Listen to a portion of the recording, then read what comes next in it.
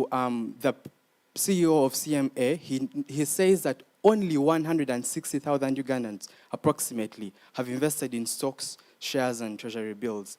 And he called that a joke. So what are the challenges we are trying to solve here? There is lack of awareness about these investment options. And secondly, the existing process is quite bureaucratic, where you have to go and place shares in a brick-and-mortar store or at the offices of the different existing stockbrokers. And thirdly, it's a costly process. This is why we come up with a solution of TAP, which is an all-in-one digital solution to enable users to buy shares and sell shares online without having to visit any office of an existing brick-and-mortar store. So what are we going to be doing as TAP Uganda? One of the things that we need to do is dispel the illiteracy on brick-and-mortar stores, and we want to ensure that people are sensitized and that there is convenience and cost-effectiveness. So we are going to issue 2 products. One is going to be TAP Securities, which is a service, and later on, we are going to come up with the TAP Wallet, which is going to be a solution for those that do not intend to actually purchase shares immediately, but they can save with us, and they will be getting a 5% interest on their savings with TAP Uganda. We notice very key numbers that, according to the Financial Capability Survey, 60% of the Ugandan population today, the adult population, which is 22.8 million people, have long-term goals. Like, they have long-term investing goals. And when you look at stocks, treasury bills, and shares, they are long-term in nature, that you have to buy your shares, hold them so that they can accumulate. So that's one of the addressable markets that when we are able to actually get 1.3 million people onto the platform and have them interested in purchasing and selling shares online. And then we also noticed that the target market we are going to be that's available to us is firstly university students, where you have over 190,000 students enrolled. And then 23% of the Ghanaian population is in middle class. And also a very uncomfortable statistic is 1% of the adult population only earns 1 million and above per month. We noticed that buying and selling shares can be a feasible investment strategy for people earning very minimal amounts of money. Because, for example, the MTN share, one share was 200 Ugandan shillings. So with 100,000 Ugandan shillings, you can actually purchase a number of shares and hold them over time. So that is the potential impact that TAP is going to have when we start issuing our products in 2023. By 2030, we believe that we shall have achieved that kind of impact. Our unique selling point is we are focusing on Uganda in particular, where we are listing only companies on the Uganda Securities Exchange. When you notice other products like Abacus, like Cheaper Cash and Eversend, they are looking at companies that are also on the New York Stock Exchange and the NASDAQ. We are looking at expanding the capital markets of Uganda and Africa at large. Our solution is scalable, and we pray that when we are able to establish in Uganda, we can expand to Nairobi, to Lagos, and to Johannesburg, and Cairo, the 4 big cities of Africa. Thank you so much for listening. Pretty much, I was done with everything that I needed to share. Thank you.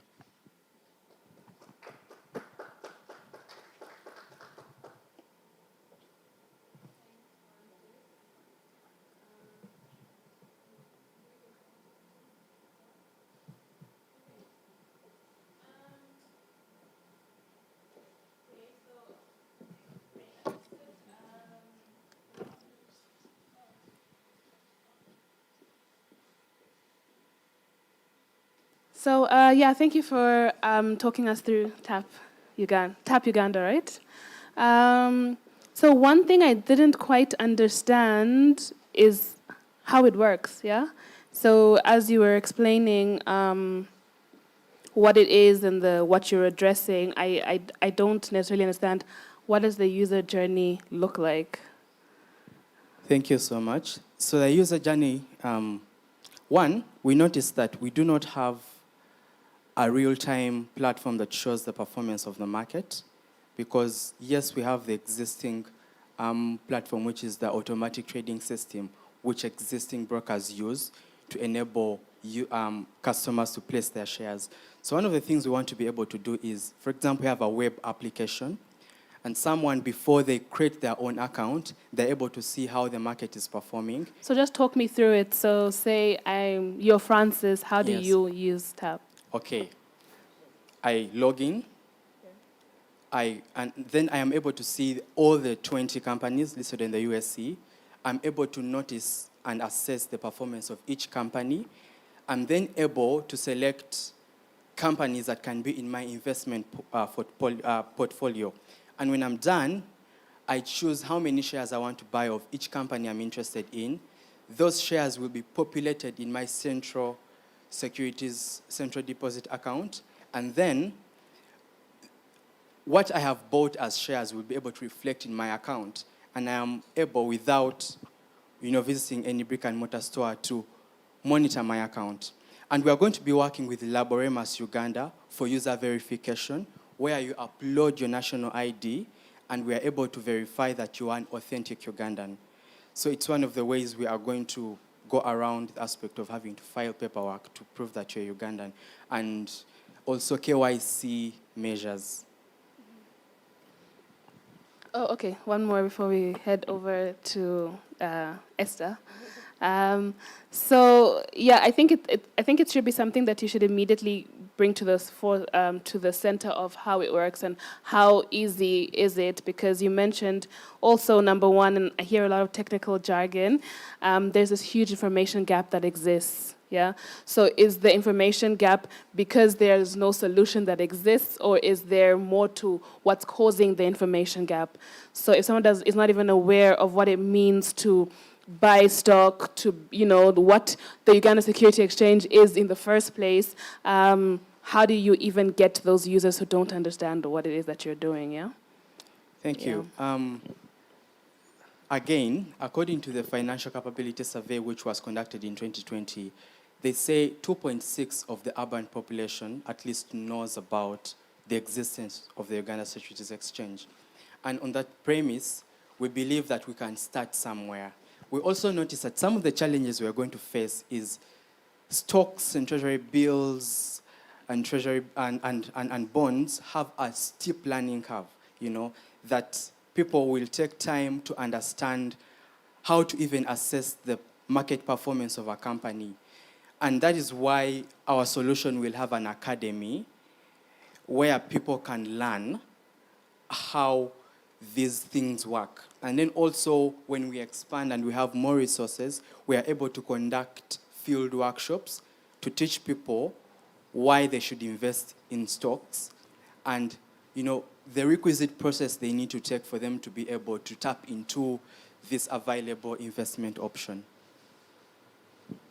Okay, actually, I think you've answered the question that I had around awareness. So what the plan looks like for actually educating people, creating the market for this platform that you are building.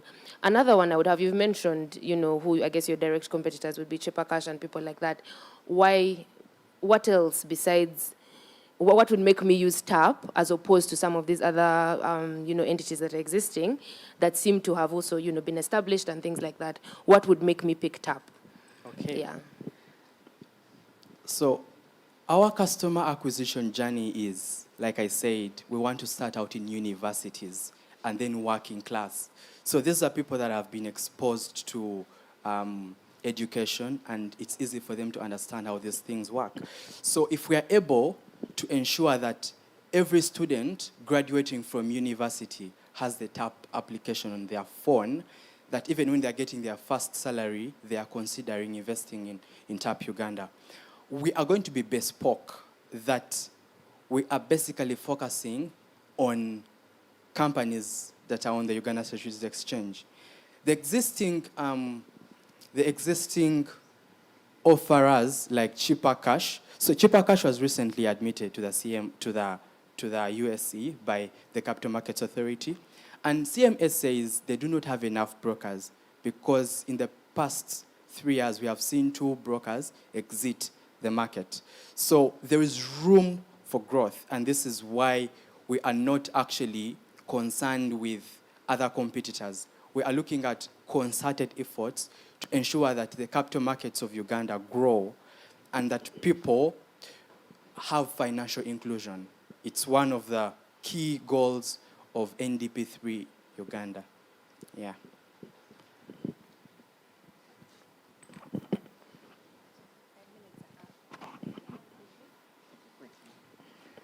Okay, I'm glad that you mentioned examples of cheaper cash and how it gives confidence that you maybe have you have an idea of what the market looks like. So from a legal point of view or regulator point of view, which is basically targeted towards consumer protection, I haven't heard how you don't want to be the next yellow card that has left the market. You don't want to be the next cheaper cash that has struggled with the CMA because it first went into operation, closed down, and then came back.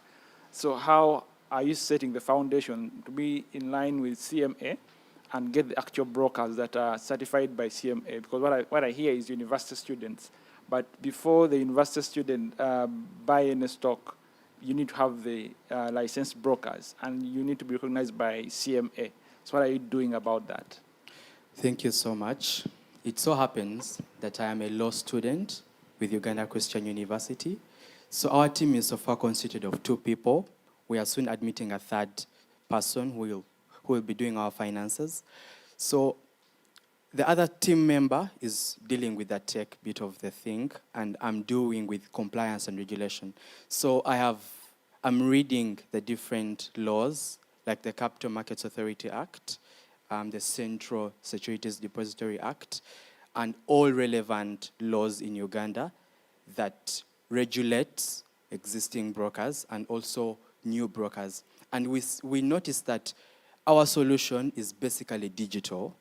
So we are also doing research around how is the CMA willing or planning to regulate digital stock brokers. So as a law student, it is my focus and my interest to ensure that we comply with the different, with existing legal regime to do with regulation of fintechs in Uganda. Yes. Thank you. Just for guidance, you look out for a gentleman called Louis Chizito. He's one of the best in that field, so look out for him. I can help you get to him, but I believe you need him to guide you on how to be compliant. Thank you so much for the guidance. Okay. Thank you so much for listening to me. Have a blessed day.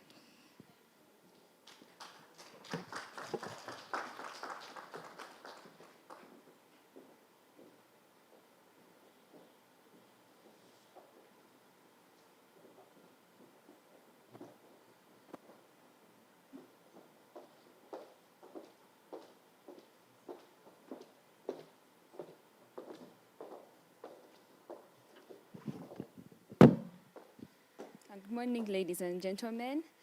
We are Team Tolimba Tech. With me, my name is Atuhere Gloria. I'm with OSJ Ivan, Gisha Arnold, and Nwagawa Prila.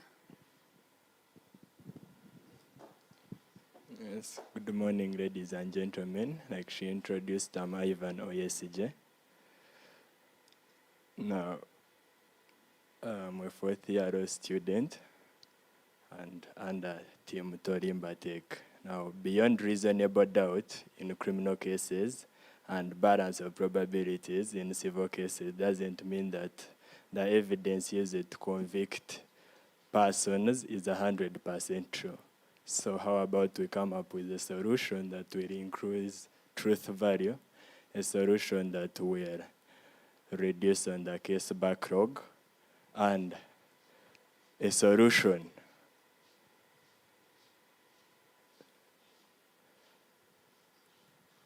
mainly case backlog and increasing truth value. So it is on this premise that we present Torimba technology, like they will explain to you how it works. Thank you. Torimba Tech is a cutting and novel technology that uses electroencephalography and brainwaves. It detects what a person is thinking about in real time and translates this all information, digitizes them, and puts them on a tablet that can be reviewed by the judge. It can also work in security organizations like the police to be able to get information from individuals who don't want to say the truth. Then the system also can work for people who are very lethargic, people undergoing treatment. They can be able to change their wills, and the same system can actually be able to increase truth value and reliability of confessions during court sessions. So it includes a Torimba scalp strap, something that can be put on the scalp, like what you see there. Then it also has a justice deception risk classification software that works with a scalp strap to be able to digitize everything in form of signals from the scalp strap. Our source of customers are the police, security bodies, courts, advocates, and then detention centers. As you know, in Uganda, we have a problem whereby we have people being detained and then tortured to give out the witnesses. Torimba will do away with this and also increase the truthfulness of confessions during such interrogations. Our revenue streams, our device will be at $550 US per unit, and the software updates will be at $1. Then the production cost will be at around $400 US per device, because this is a very novel technology and we are working with getting signals from the mind. It's non-intrusive, don't fear. It just detects the way our phone works, just detects what the person is thinking about and then translates everything. Then our outcomes are the reduction in spending in recurrent court sessions, reduction in case backlogs, reduction in wrongful convictions emanating from false witnesses, and easing of testimony for the dumb, the deaf, and individuals through a wireless brain-computer interface.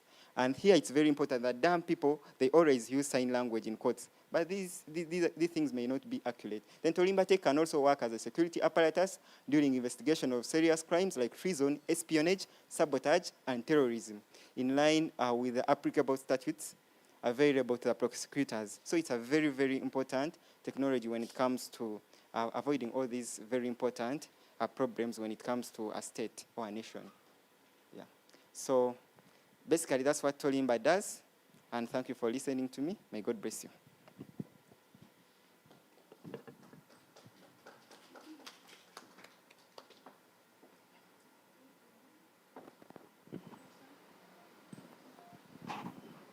Thank you. Wow, very interesting. Very interesting. My first question is, have you prototyped this? Like, is there actually a prototype for this currently? Or is this just ideation stage like at the moment?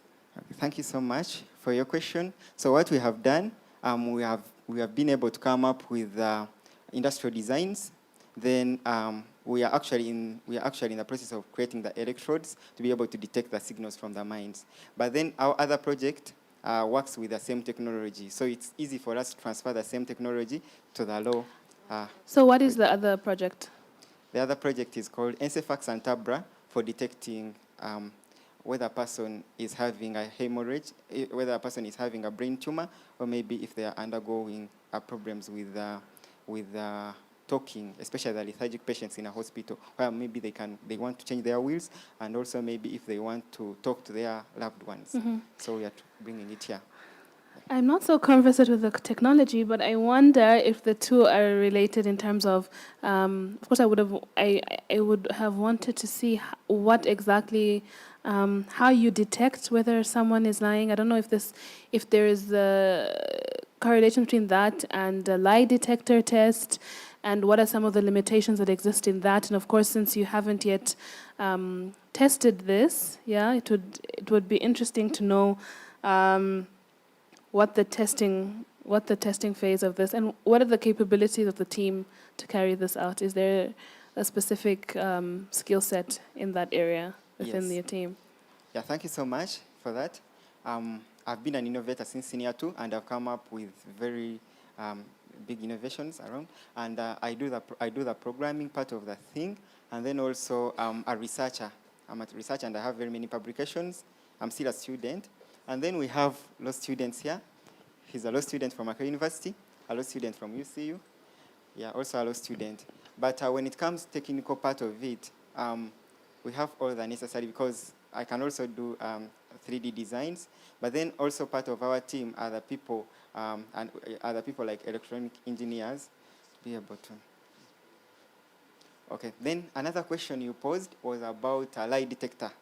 A lie detector and how this is better, or maybe how it works. So our system actually works like this. It detects the brain waves from the person's scalp, translates and digitizes everything what the person is thinking about in real time. Instead of this information going to the motors, like the tongue and the muscles, for a person to speak, these signals are intercepted and they are transcribed and then put on a screen. So a person may be thinking like now, and you have a scalp strap, then the information goes to a tablet. Of course, codes. Computers detect codes. And what happens is that the software, the GDRSS software, will be able to translate the codes into the actual language of the people in court. Yes. Then another good thing with Tolimba, it also comes with testing of parameters, what the lie detector does.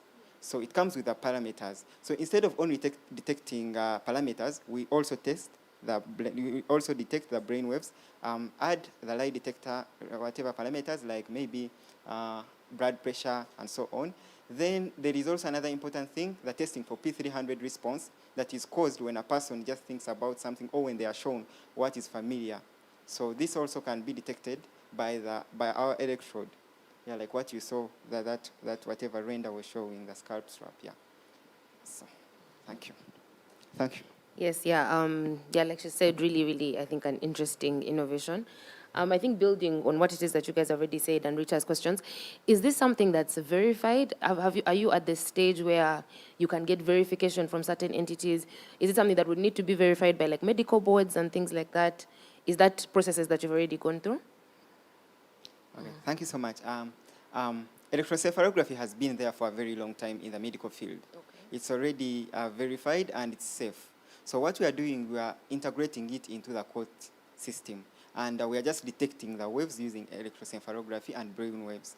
But then those systems are very expensive, especially for the medical field. And also, they are not as pointed towards the court sessions, because you see, we are working on even justice deception risk classification software that can be able to detect a risk of deception in everything. So our system has no problem to the health of an individual, but then also it's easy for us to actually go to other bodies, like maybe the bodies in Uganda that regulate technology, to be able to actually come up with a document or an ethical approval for this. Okay, just one more question, and then maybe I'll give it to Timothy, and he can give you all of them, and you answer once. Yeah. What does the growth and expansion plan look like? Because it also crosses me as an invention that we know that in Kampala, at the head court, there's this thing that can be used. Anyone that needs to use it comes to the head court. So what would be like a business sustainably? What would that plan sort of look like? So maybe let Timothy just pose the questions. Okay, thank you. Firstly, I would guide you. Thank you for that. I would guide you that you get in touch with Justice Chiriabwire. He was here yesterday. He's the head of how justice relates with technology. I think he will be of help. But to my question, maybe to the law students. Firstly, I think something that also came from this table,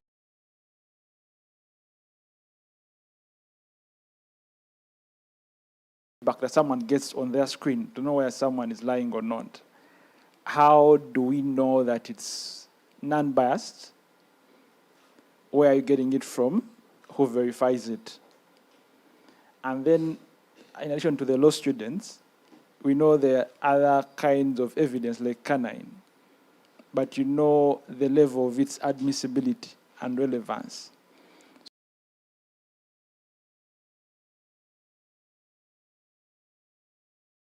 layman's eye, how can we then say that, okay, now from what I've seen on this screen, this guy is lying or not? I want you to help me connect those two. Firstly, where you get those pointers, wherever they may be, so that this one's lying. And then after that, how can we rely on it? Because we've seen people who say that, okay, this they've collected this dog from the police. It has traced the scent from the scene of crime. It has come to you, and then the guy says, this dog just hates me. So how can someone just say that this machine just hates me? Okay. Okay. Yeah.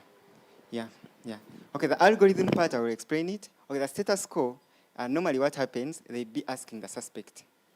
Yeah, they typically be asking a suspect. But remember, this is on an advantage over the suspect. But remember, the technology will be non-subjective. So it just detects what the person is thinking about. It's the same individual, but then we are looking at whether someone is saying, oh, I put the knife the other side.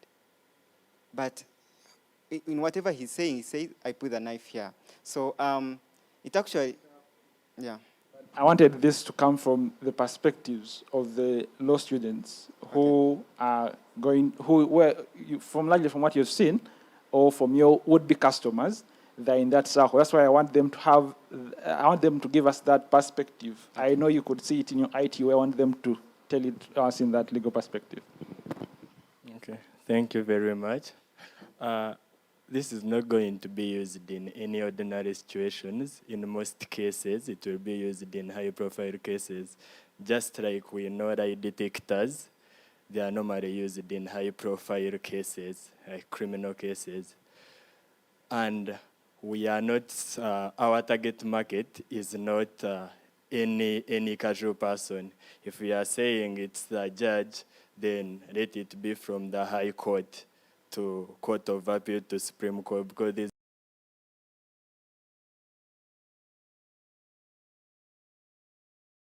people who collect statements. You can't just put it on any police station. So we have to know if it is on the highest ranking.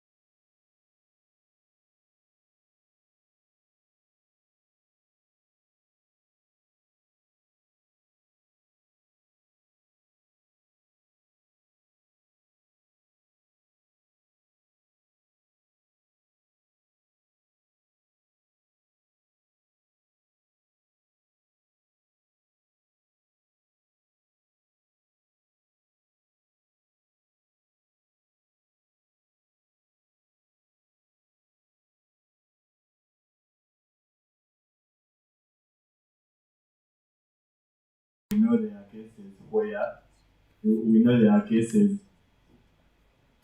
yeah. So just like for brain mapping, it is at 80%. So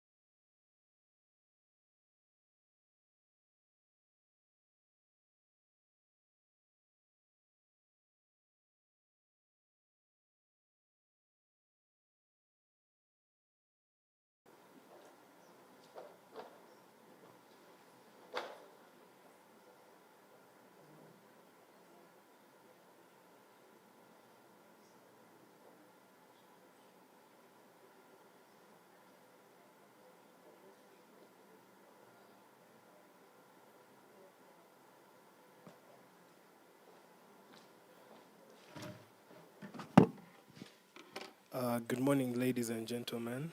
I'm called Empire Melvin. I am software engineer, a current student of cybersecurity, and I'm a developer on what we call Oliwa. Oliwa, as you hear the word, means where are you? Yes, it's a very famous term. Normally on Twitter is a hashtag Oliwa. I get a call at night, Oliwa, something like that.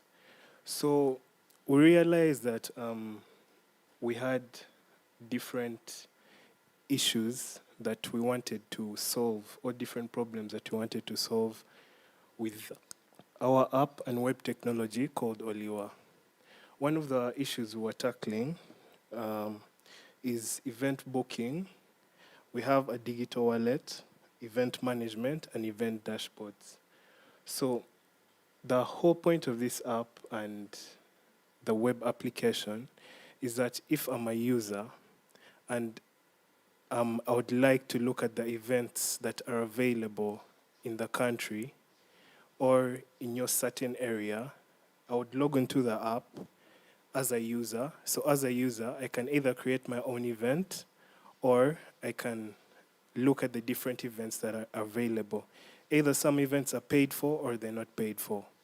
So through the event, you can look at it, book it through the mobile money or your Visa card. And a link or a QR code shall be sent to your email that will verify that you've bought the ticket. For creating events, as a user, you can upload your event to the application. So you'll be able to upload the event, and as the admin of the Oliwa app, we shall have to verify if the event is actually going to happen, and then we shall approve it so that it can be later on displayed onto the app. Another feature that will be available on the app is that it will also double as a social app in a way that, according to our users, you could have mutual friends on the app. So meaning I can create a private event which I do not want to be sent out to everyone. So I could create an event that I could only send out to a few of the mutual users. I would want to see this. Or if it's a public event, I'll still send it out to the public. One of our revenue streams is that number one, we shall be charging for the service of being able to sell your ticket. We shall be getting a certain commission, and later on, of course, we shall have made our gateway available, payment gateway available on the app. So that's like a service fee. You're transacting through the app. Another way will be through ads. You're an influencer, you're an event organizer, and you've organized your event. I would like to push ads for this event. You'll be able to do that while we shall charge a certain amount of money. The third way, which will contribute to our events, is that like the way you could organize a meeting or a schedule on Google Calendar or Zoom. So you could be able to organize your event here, and certain users who look at that event can say, okay, yes, I'll be able to attend, no, or maybe. So as an event organizer, now you can weigh everything and look, okay, now I have this number of people that will be able to attend my event. So this is part of the solution. I think you can scroll down. The Android, it's available on the Android Play Store right now, though some of the features are not yet available, but it's under production. The web application is up at Oliwa with AA.com. And as you can see, we already have one event on the app, the High People Awards. So yes, the High People Awards. So that is just part of how the UI is looking like. So we are yet to push it to the Apple and then also go into the development process of adding all these other features. So also with on the part of the user creation, we shall have the dashboard where you'll be able to like view the money and everything like that. Thank you.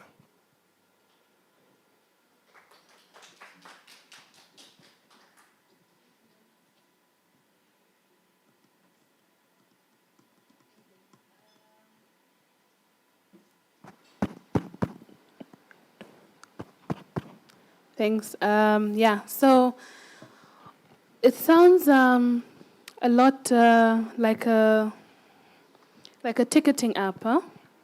If I'm not mistaken, based on the features that you described. However, I think I'm just trying to understand the value proposition, because when I think of the likes of Quicket, of Tubayo, because, of course, Tubayo leveraged on the fact that they already had, that value proposition, and it just made sense for them to now sort of branch out into ticketing as well. So, yes, I would have liked to hear who your competition is and what exactly is your unique value proposition. So besides the ticketing, which other people are doing as well, which also gives you access to the same features that you said, such as being able to know what events are happening, how to book an event, and then, of course, gives you a dashboard on the back end on how the event is running or how your ticket sales are going. So my interest really is a lot on... is that as the event organizer, in the future we shall have certain AI embedded in the app. This will be able to help you leverage and know that, okay, these are the number of people attending my event. These are the number of people that have paid. Yes. Yeah.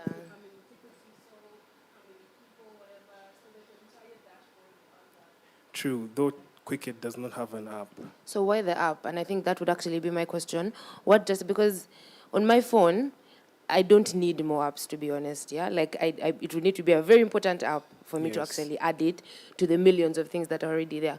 So why would I opt to get Oliwa, which is an app, other than going to my web browser, putting in Quicket, buying my ticket, and what is, yeah? Okay, as I said, it would also double as the social app, yes? So the thing is that there's a difference in use. For the old people or the high, corporate people. So downloading an app and, signing up is very hectic. But when we looked at it, it's actually more secure to have an app than a web application. If I'm trying to hack you, it's easier for me to hack your web application than it's easier to hack my app.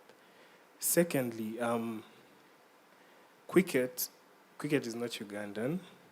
This is a Ugandan project. It's South African. So with us bringing you the app, so let's say you create your user, and let's just assume you have the app. After a long day at office, I can open this app and be able to look at whichever event is going on. It doesn't have to be a paid-for event. And even your mutual friends, you have friends and it's a get-together and you're going to push it to your friends and be like, oh, guys, so this is the thing I've planned for us. If you're going to attend, please select that you're going to attend. If maybe, you get. So with Quicket, it's now basically showing only major events. So those are events that are happening at Lugogo. I've not heard of any event happening in a bar that would, you get. So I think for future pitches, what would be good is now for you to draw that customer journey, because then that's justifiable, right? After work, I might be looking for random plot. I can open my app, and so that, I think, making that clear in your presentation. Yes, thank you. Also, just advice, you touched on something that is interesting, and I don't know if you plan on going deeper into it, but on the social aspect of it, yeah? A lot of people are driven to events by who is going, which one of my friends is going, how can we connect through this app and say, okay, there's a whole influencer industry that's now coming out, and you touched on that slightly. So if I were you, I would really go into that instead and see how you connect the two. Just advice. Yes, thank you. where Esther stopped is where I was wanted to start from, is that maybe the value proposition, or that what would make you different, but of course your battle with the likes of Twitter is that you could show which event is the thing. Yes. Whether from from the people on the app, their traffic, or someone paying you to make their event the thing. Yes. That could be different.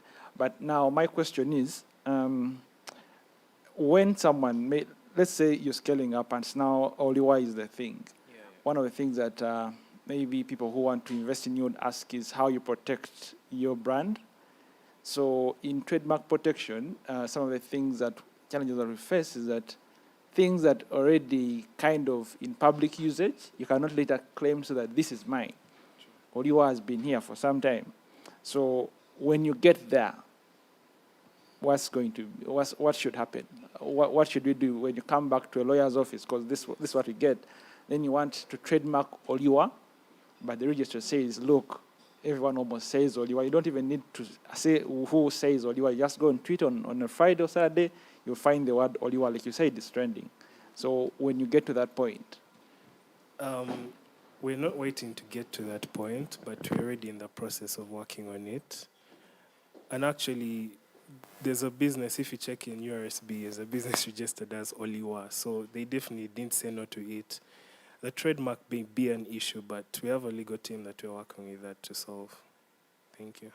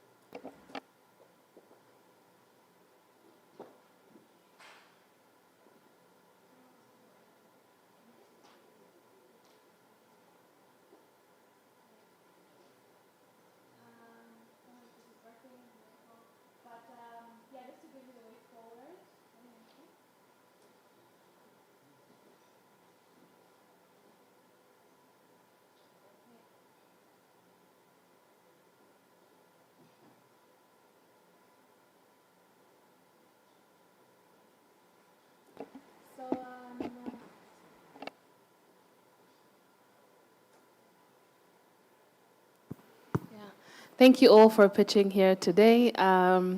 Very interesting ideas, very interesting businesses. I think they all have a lot of potential.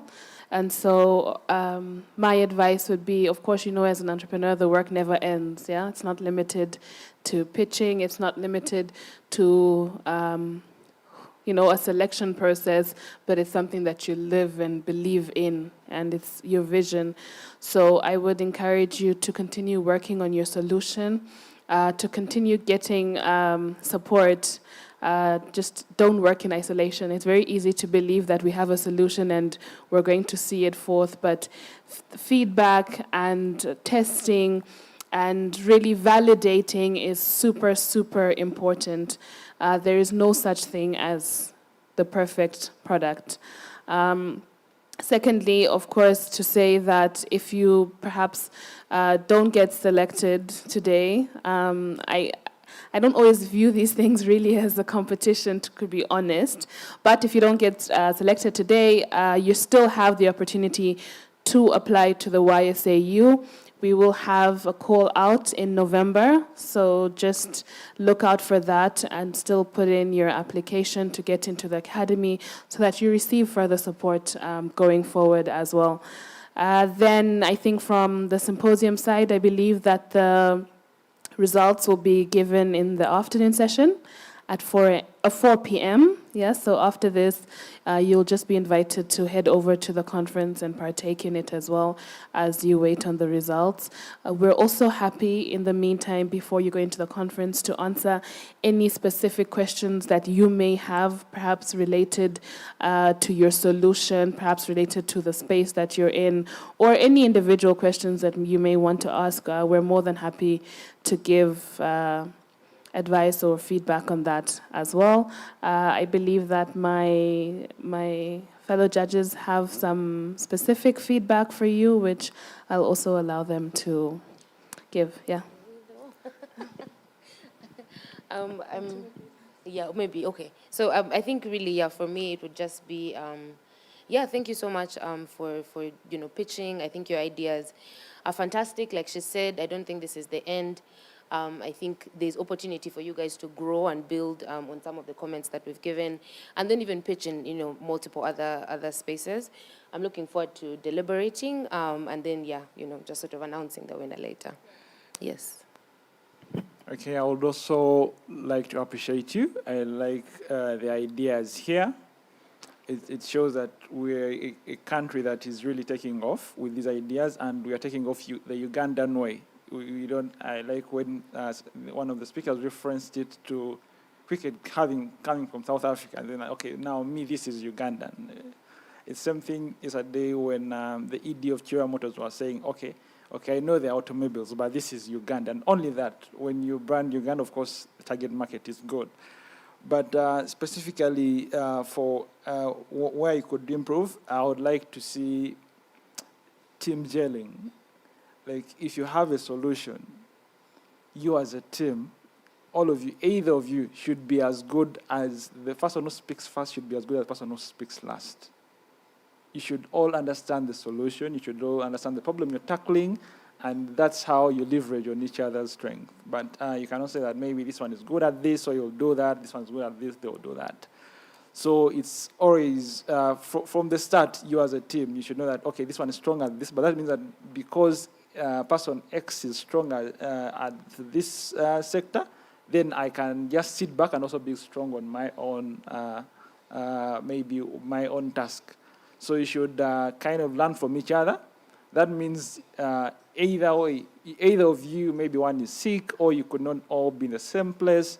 Whoever is sent out to pitch anywhere is as good as the rest of the team on all aspects of your solution. Then the other thing is foreseeability. You should be really proactive in the industry that you're playing in. Don't wait for a problem and then you think, then I'll get the solution then. Right where you stand, whether it's missing, whether it's legal and compliance, whether it's finances, whether it's this, whether it's adjusting your solution to capture a certain perspective, you should be proactive. In fact, one of the things that I learned from the previous month from the Angel Investors Club is that even at times, at times when you look at the pitch, when people come to pitch, they tell you the problem, and then they think that's closed. But you may also even go ahead as asking them, okay, from this what I've shared, now what is the other problem? What stone have I left unturned? So even as you pitch, or even when you know you have a problem, feel free to adjust this problem. That's why you see many unicorns, even after you've created something as big as Facebook, and then they think someone else has identified a further problem, they would rather acquire you. Not that they were bad, but knowing another problem makes them better. That's all for me. Just to add, I'm so sorry, because when you were speaking, I just thought about it. Another thing I think is really important is financials. What are your projections? How much money do you need to get this thing off the ground? If you're looking for venture capital funds, for example, what do the profits look like? How are you going to pay back whatever money it is that you're borrowing? Even if it's grant funding, being really, really clear on what are your financials in the next 5 years, in the next 10 years. We see the market expanding. I think, TAP, you talked a lot about numbers, but what are the projected financial returns from some of those things? That's also really, really important to add to your pitch decks. Yeah. Yeah, absolutely. I didn't want to get into really the details of your pitches, but since they've touched on it, nobody here had an ask, first and foremost, which was interesting to see. Secondly, nobody had or even spoke of their market size. It wasn't visible, it wasn't easy to understand what exactly the market size is. I didn't understand what the size of the problem is. So there's a lot to consider. I didn't really see you addressing in terms of the urgency of the problem, because then are you solving for yourself? Are you solving for a wider market? How big is that market? So yes, you have a platform, you've been given an opportunity today, whether for the people that are here, of course the ones that are viewing online, is that the people you were trying to impress is not necessarily the judge, but there was no ask, so I didn't know by the time you walked off what it is that you're looking for. So something to take into account. And of course, some of you really introduced your teams or your team and really the capability of the team, but I didn't see that coming forth strongly, and what makes you the right person or the right people to carry out the solution that you are talking about, yeah? That wasn't mentioned either. So there's an approach that you need to take, and perhaps, like I said, even outside of this is really encourage you to get to that support. There are support organizations that exist that help you build on the ideas that you have started, such as the Youth Startup Academy Uganda, because you need to be able to stand and convince somebody of who you are, what you're doing, the problem that you're solving, why you should be the person to solve that problem, and what does your model look like. Nobody really spoke about their business model. So if you're looking for investment, whatever sort of investment that you're looking at, what does your business model look like, and why should I invest? Yeah. So yeah, just a few things to think about and take home. Yeah. So otherwise, thank you very much. We're going to deliberate, of course, give you our answer by this afternoon. Yeah. Thank you.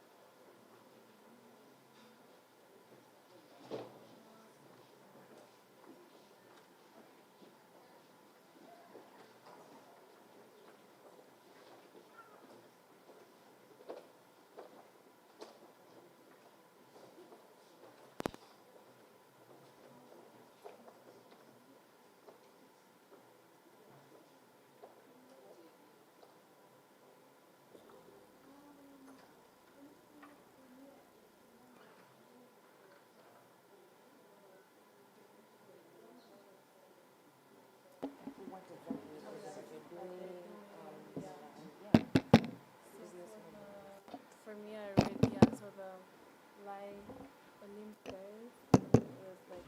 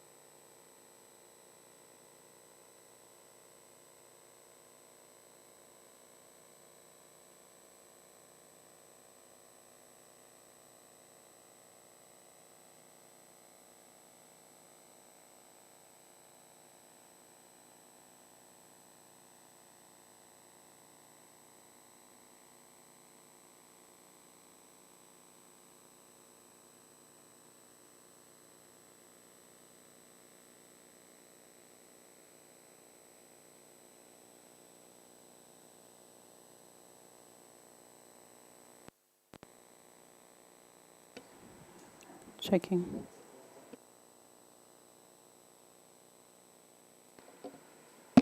This works.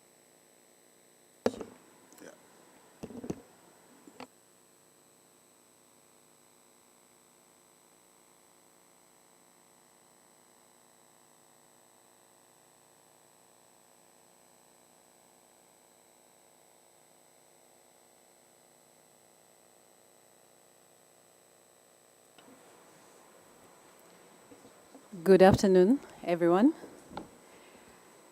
Good afternoon. You're welcome to this breakout session.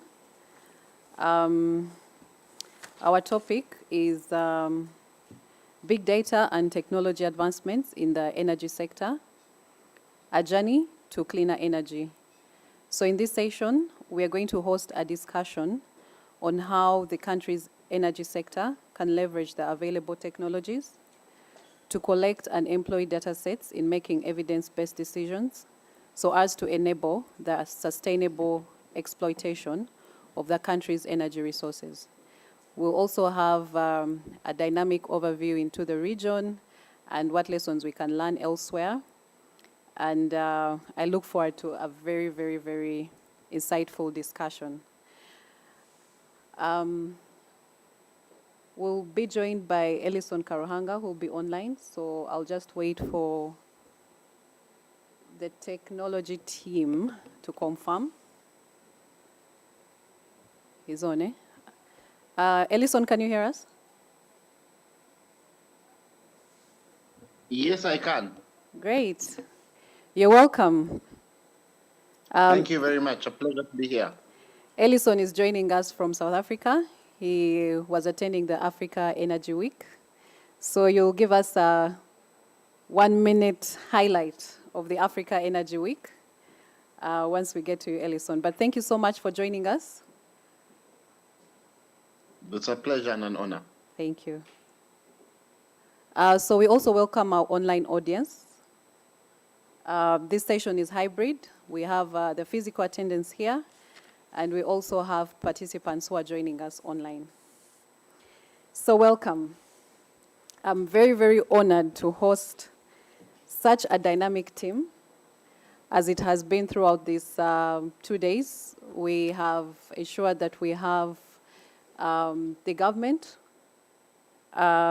looped into this conversation, which is very important. So we have representatives from the government, from the regulatory side, from the commercial side.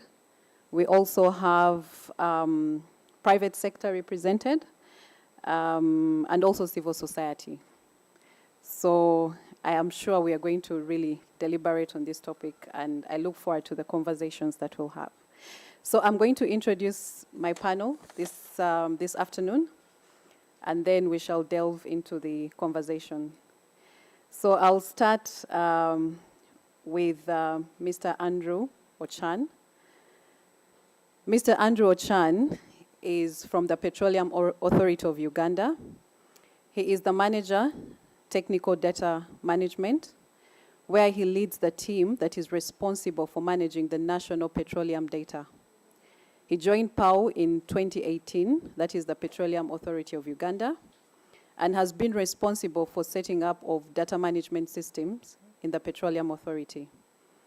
Andrew has over 15 years in the oil and gas industry experience. He previously worked with the Petroleum Exploration and Production Department in the Ministry of Energy as a geologist.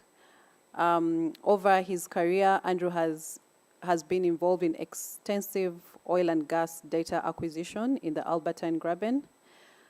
He has also been involved in oil and gas investment promotion, monitoring and regulation of licensed oil companies, licensing and policy formulation.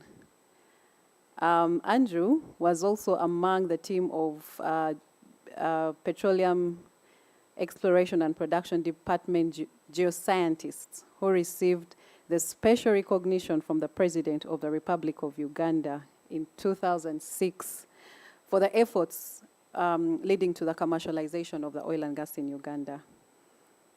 He is well learned. He has quite immersed knowledge in the geological and also data management space, has trained professionally, and he is an active member of the American Association of the Petroleum Geologists, among others. Andrew, you're welcome.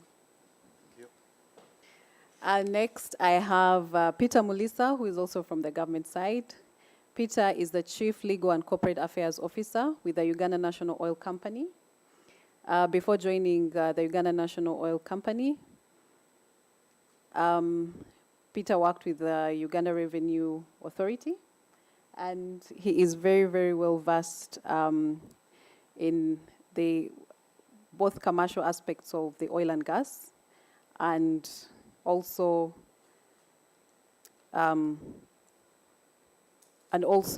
the oil and gas space. Peter was part of the team that led the handling of the Heritage and Talo arbitration claims that related to, it was a tax claim that related to Uganda collecting close to $700 million in revenue for crude oil production. He has participated in negotiations of agreements that enabled the taking of the final investment decisions for Tilenga, Kingfisher, and ECOP. These are the projects that we have that are ongoing right now. Peter has also negotiated for the shareholders agreement for ECOP and UNOC backing agreements. And he was also part of the team that supported the executive arm of the state in presenting and defending the enabling legislation for the oil and gas sector.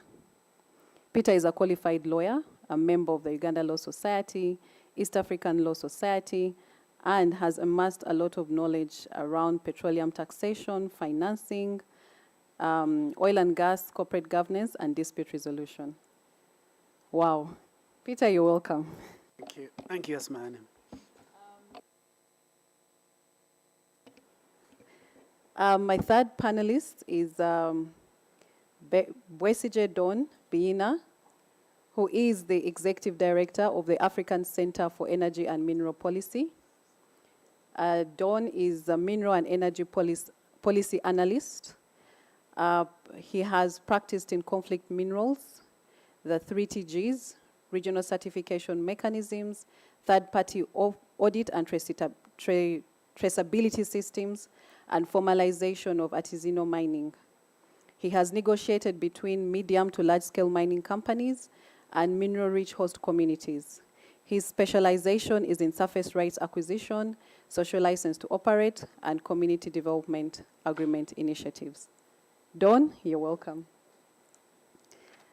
From the civil society space, I have Mr. Patrick Edema, who is the project assistant at Afiego. Patrick holds a bachelor's degree in environmental engineering and management from Chambogo. He is also a certified occupation health and safety environment specialist. At Afiego, Patrick undertakes a lot of work around monitoring, around safety, energy, and has built a capacity in terms of walking the journey towards clean energy. Patrick, you're welcome. Last but not least, it's Ellison Karuhanga, who is joining us online. Can we have Ellison on the screen? So Ellison is a senior partner at Kampala Associated Advocates, so he's also here to speak from the private practitioner's point of view. Ellison works in the litigation and energy law department of the firm. He continues to successfully represent local and international clients in various sectors, including oil and gas, telecommunication, oil and gas, and banking. He's a trained oil and gas lawyer with an LLM in oil and gas from Aberdeen. He's part of the Association of International Petroleum Negotiators. He's a member of GOXI, which is part of the World Bank Institute's governance for extractive industry programs. And he brings together practitioners from government, private sector, NGOs, and think tanks aimed at strengthening governance in the extractive industry. He's also a member of the Chamber of Mines and Petroleum. Ellison, you're welcome. So Thank you, it's an honor. Yes. So let's just get into it. I will start with Andrew. Andrew, part of the conversation that we've been having throughout this symposium is just to give us an overview of what government specifically is doing from a policy and a legal perspective. And to drive this home for this specific conversation, we're trying to look at how data, big data, we all understand that big data, it contains, a lot of information, a lot of data coming in real time. And we want to understand specifically for a sector, like the energy sector, which includes the oil and gas and probably minerals and so many energies that we have.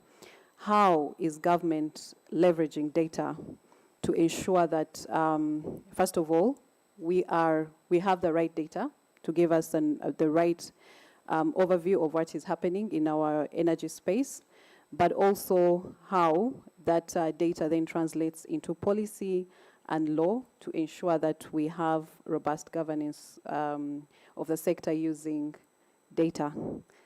So over to you, Andrew. All right. Thank you, moderator. Good afternoon. Good afternoon, my fellow panelists. Thank you, first of all, for inviting the Petroleum Authority to this symposium. I'm very privileged to be participating as a member of this panel discussion.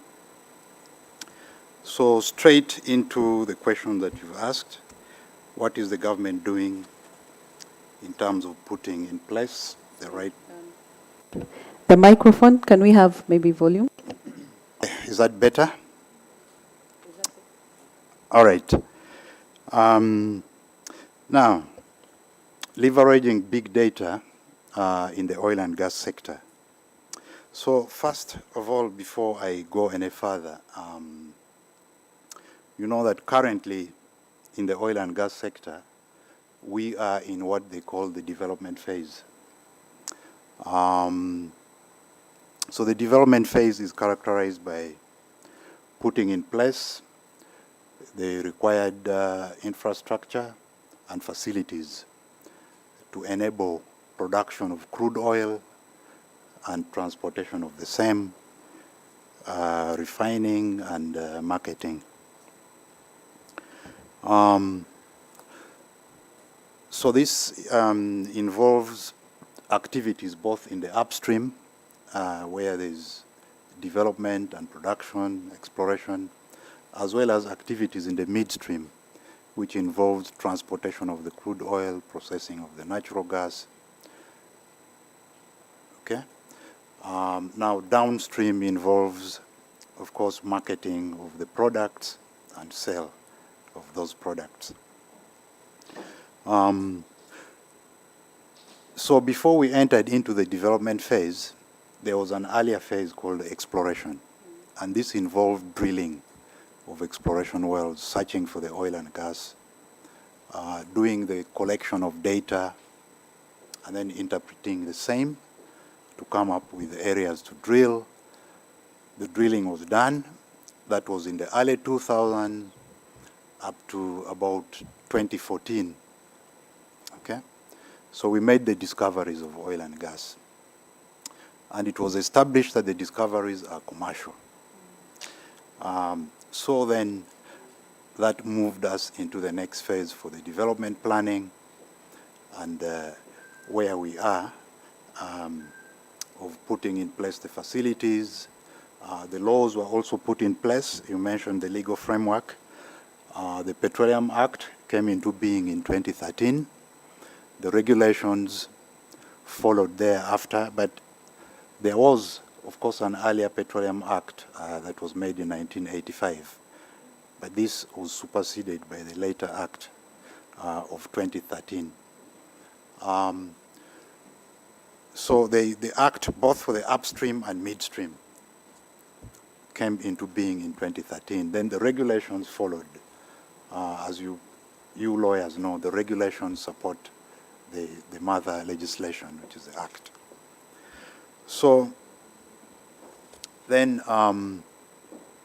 now, moving on to the subject matter of leveraging big data. Of course, from the earlier sessions, I don't want to go into the definitions of big data. We know that big data has certain characteristics to it. There's volume, there's velocity, variety, and so on and so forth. But the common definition recognizes 3 dimensions: volume, velocity, variety, veracity. So in oil and gas, we have big data. Most people are familiar with big data in the social space, where there's commerce, trade, and so on. But in oil and gas, indeed, we have big data. Data with various formats. We have the seismic data, the subsurface data, which include well data, the reservoir data, with pressure, volume, temperature, and so on and so forth. So we have big data. Now, how do we leverage this data? We, of course, have to use the technology, the ICTs. First of all, the infrastructure to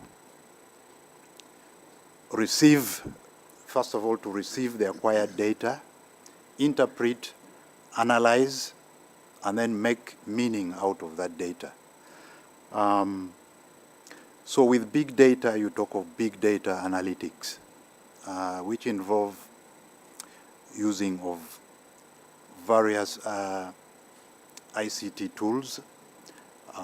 First of all, to process the data, interpret, and then make meaning out of it. So along with that, then comes various issues.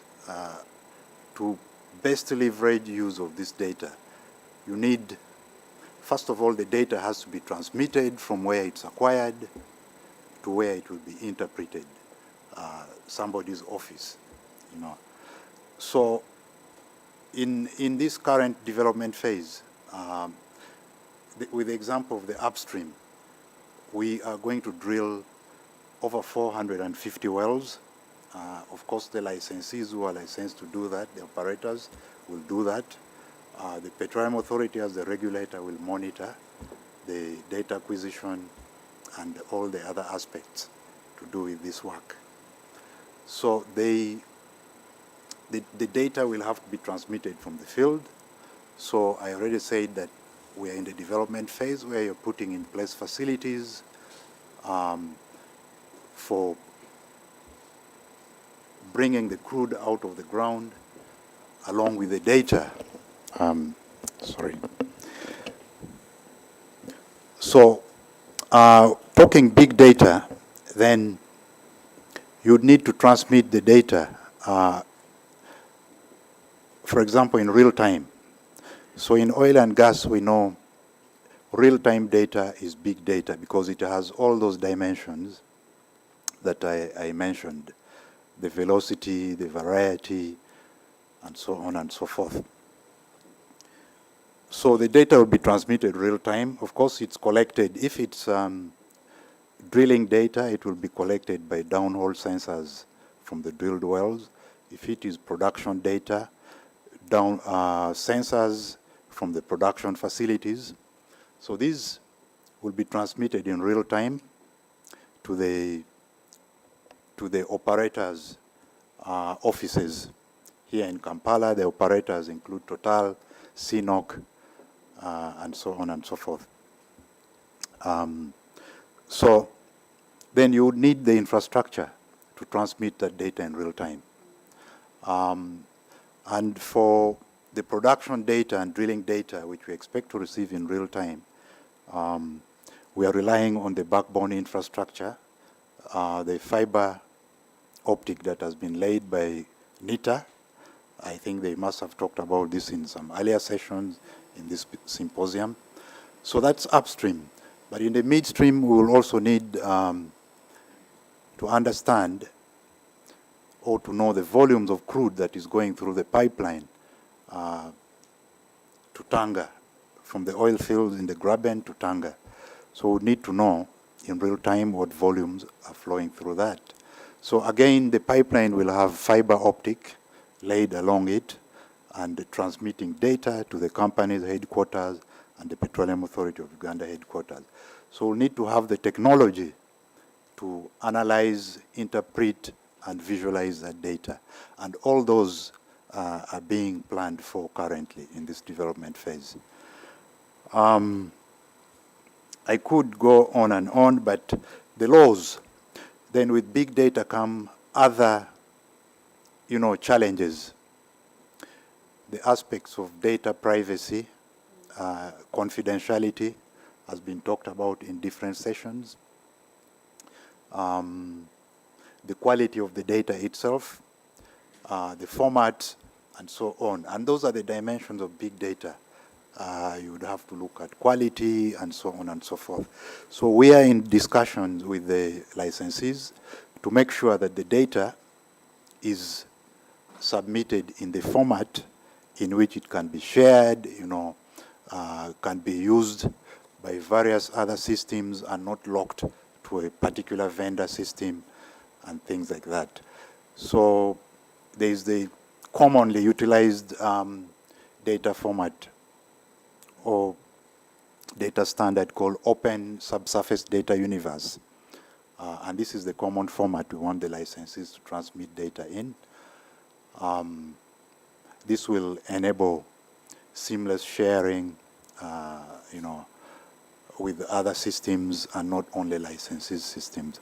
So we will definitely be able to leverage use of big data in making informed decisions. And these decisions include operational decisions during the drilling, for example, safety, optimization of production, and things like that. So we are very well prepared. When it comes to confidentiality aspects or use of the data, privacy aspects of it, of course, the legal framework is already there. NITA and Ministry of ICT have done tremendous work to put in place the legal framework for using digital data. And we are going to use those. We are not going to reinvent the wheel. The Petroleum Act has provision for aspects of sharing the data, the ownership of the data, the agreements entered into by the licensees also have those aspects that will have to be adhered to when it comes to confidentiality and data sharing and all those. So thank you very much. Briefly, that's what I could say. Thank you so much, Andrew. And I must say this is very, very insightful. I think, I believe, having you just speaking to the aspect of data and the big data and technology and looping in the other government entities is something that we have seen come across throughout our discussions. Yesterday we had NITA UN Minister of ICT really speaking into the advances government has been making, and also seeing that, especially with the backbone infrastructure that government is working on, for now to really unpack it and see that the objective is to really synchronize all these government projects using data and technology to, act as a tool to see that that government makes better decisions.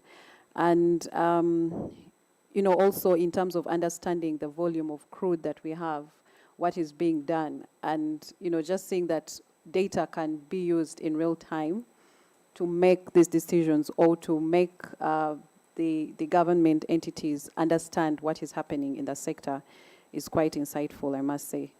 I was watching something, there was a documentary, and I think it was a CNN journalist who was interviewing Saudi Arabia's commercial, the equivalent of a eunuch.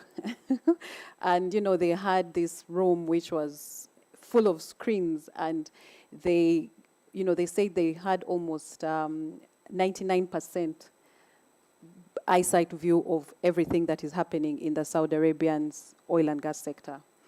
They had systems and technology that had been built. They would see every drop of oil that came out of the ground. They would see how that oil is being transported. And, they're seated in a room and everything is being monitored to the last drop. It was quite impressive. And this is where Peter comes in. Peter, as I introduced him, he works with the Uganda National Oil Company. And as we all may know or may not know, the Uganda National Oil Company is an entity that was set up to cater towards the commercialization and the commercial interest of government in the oil and gas sector. So it's quite impressive to know that, this is happening elsewhere. But what I would want to know from you, Peter, today is technology solutions that are being adopted by UNOC to support commercialization of oil and gas. And there's so many aspects that we can look at. There is the marketing of the oil and gas itself. There is the environmental and social impact issues that are arising from the project from a commercial point of view. There is issues around safety, storage, transportation, maintenance, monitoring. Just from that perspective, if everyone can, just imagine we're seated in this room and the commercial people are seated and monitoring everything and ensuring that the licenses, everyone who is part of the oil and gas meets and remits whatever they're supposed to do from a commercial perspective. So is UNOC taking us? Thank you, Asman. I guess when listening to Andrew, good afternoon, everyone. Listening to Andrew, I felt we could wrap up this panel and just go home. Because he's literally taken us through the whole sector and the data.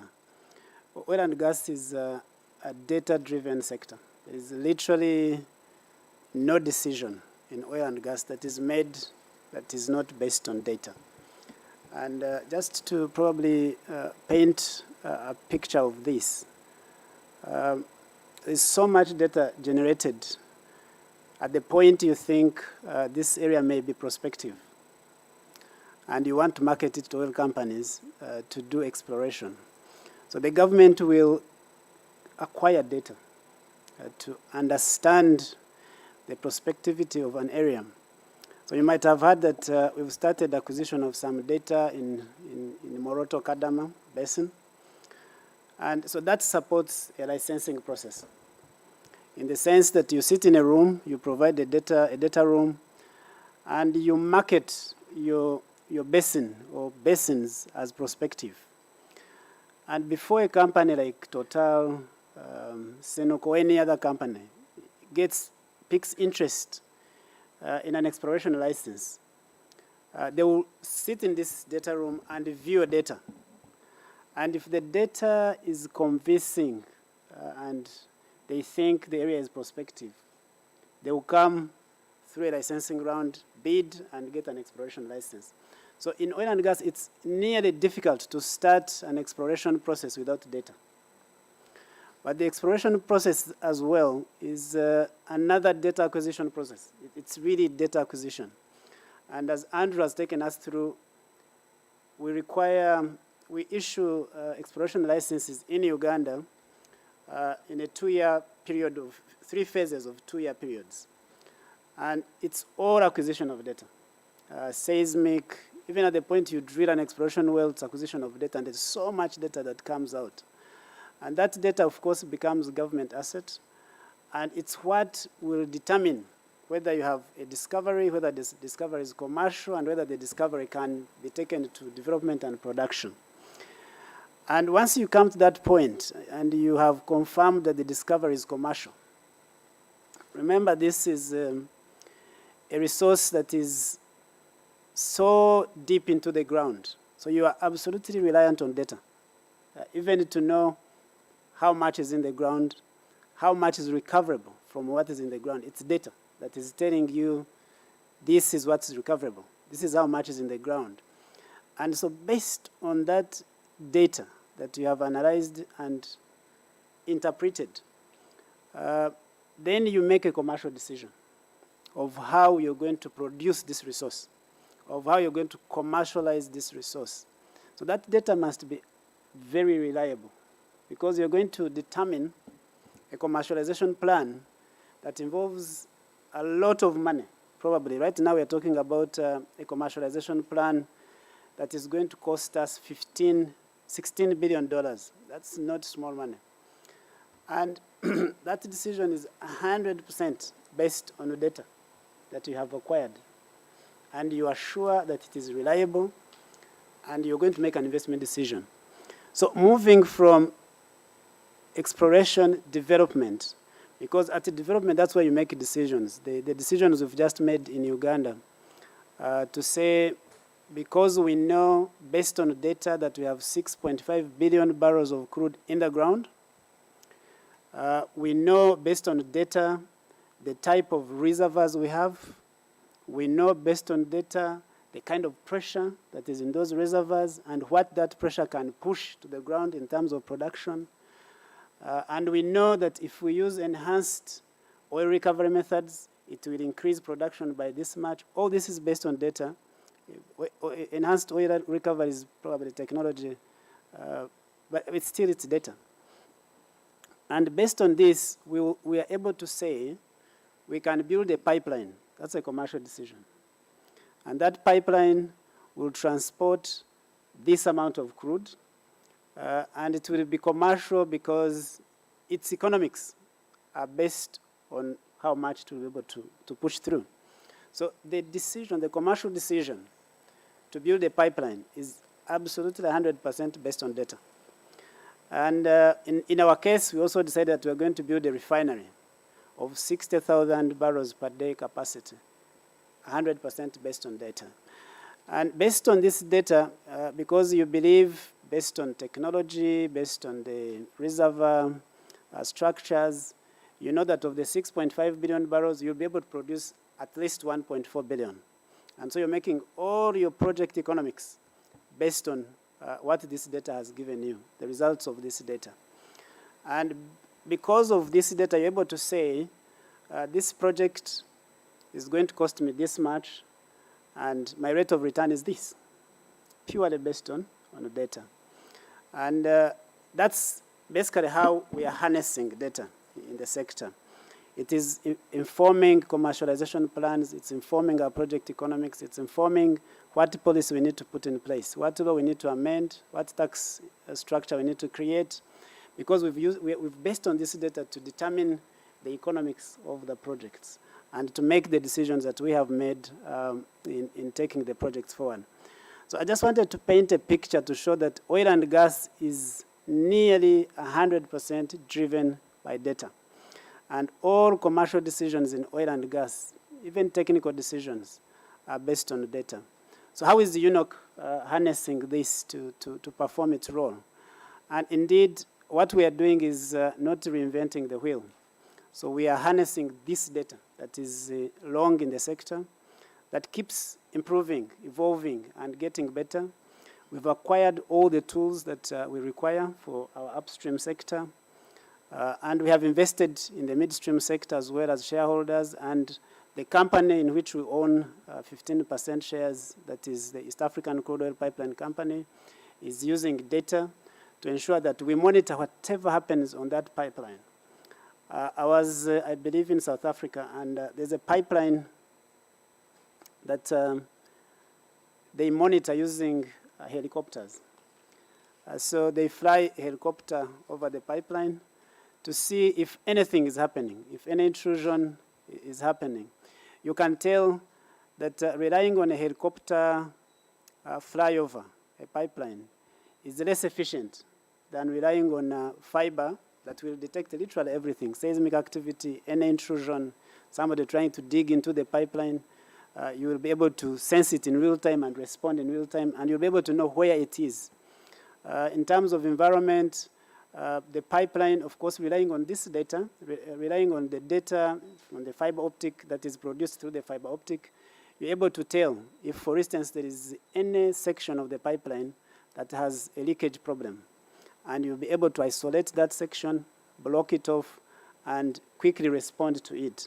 So that's how data is now helping in all these decisions: commercial, environmental, technical, and policy. So in essence, that is how we are working at UNOC, but it's generally adopting the practices that have long driven the oil and gas sector. Thank you. Thank you so much, Peter. Amazing, amazing, amazing. I mean, to know that a whole 16 billion USD project has been planned and is being developed and operated right now based on data.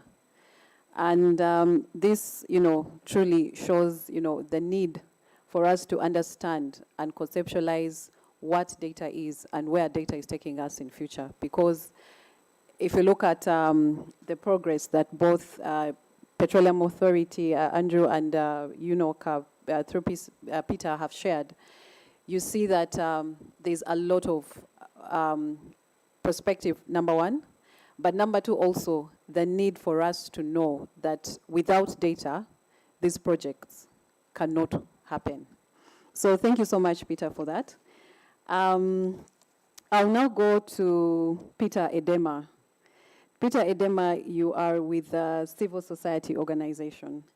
And I know you're the watchdogs for these projects. They're huge projects. And of course, when it comes to progressing these projects, the development of these projects, again, there's a lot of impact that is foreseen environmentally, safety issues, and so on and so forth.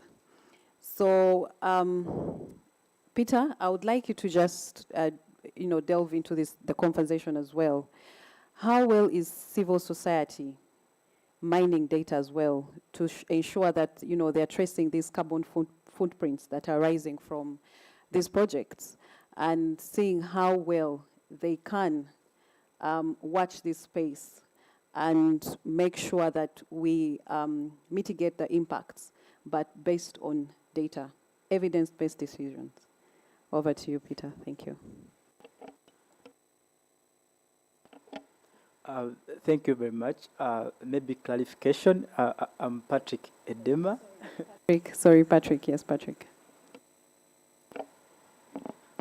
And to those who may want to know African Institute for Energy Governance, of course, it influences energy policies that benefit the poor and the vulnerable for the common good. But we also closely work with local communities to ensure the promotion of clean renewable energy access as opposed to energy resources that, of course, undermine environmental conservation and climate change mitigation. Of course, we know climate change is an emergency, not only in Uganda, but in the entire world. Now, in November, there will be another conference of parties in Egypt, and they are talking of the same, of greenhouse gas emissions, how we can reduce these green gas emissions. Yes, I would agree that, of course, government has done a lot in providing information, and indeed, we've seen this when in, I think, 2020, when it joined the extractive initiative, extractive industry transparency initiative, that, of course, mandates government to, of course, bring data or put public data on what is happening in the sector, the contract signed, and so forth. But indeed, of course, we know, of course, having data, and you cannot, of course, trace the impacts that can come from the data you have. For instance, if you look at the greenhouse gas emissions, yes, we know, of course, like some of the projects, like the ECOP, of course, the analysis has been done. And as my colleague, of course, said that this pipeline is going to be, of course, transporting about 216,000 barrels per day. That means a year it will be around 78.8 billion barrels of crude. And of course, we know this is the crude that is at ambient temperatures, and we need to heat it at 50%, 50 degrees to enable it to flow to Tanga. But because we are going in a digital era, and we see how we can digitally trace these greenhouse gas emissions. For instance, we can look at this. Most of our colleagues are saying that, of course, the reason why we need to invest a lot of billions in this natural resource is because of the energy poverty and maybe economic poverty. But right now, for instance, we've, of course, generated a lot in hydropower dam, and we have enough electricity to supply all the communities across. But we find that 24% of these communities have no access to this electricity, and now they are going for deforestation. We consume about 25 million tons of charcoal per year, but we have the electricity which can enable us to use this electricity for cooking, for lighting, and so forth. So, knowing that the data is there available, and we know, for instance, most of us, we talk about the East African crude oil pipeline, but of course there's also the Tilenga, there's also the Kingfisher, which we rarely talk about, and we concentrate more on the ECOP, that these projects are going to, of course, I know as government has done, some of course, the mitigation, the ICRs were generated or developed, and they have the mitigation measures and so forth.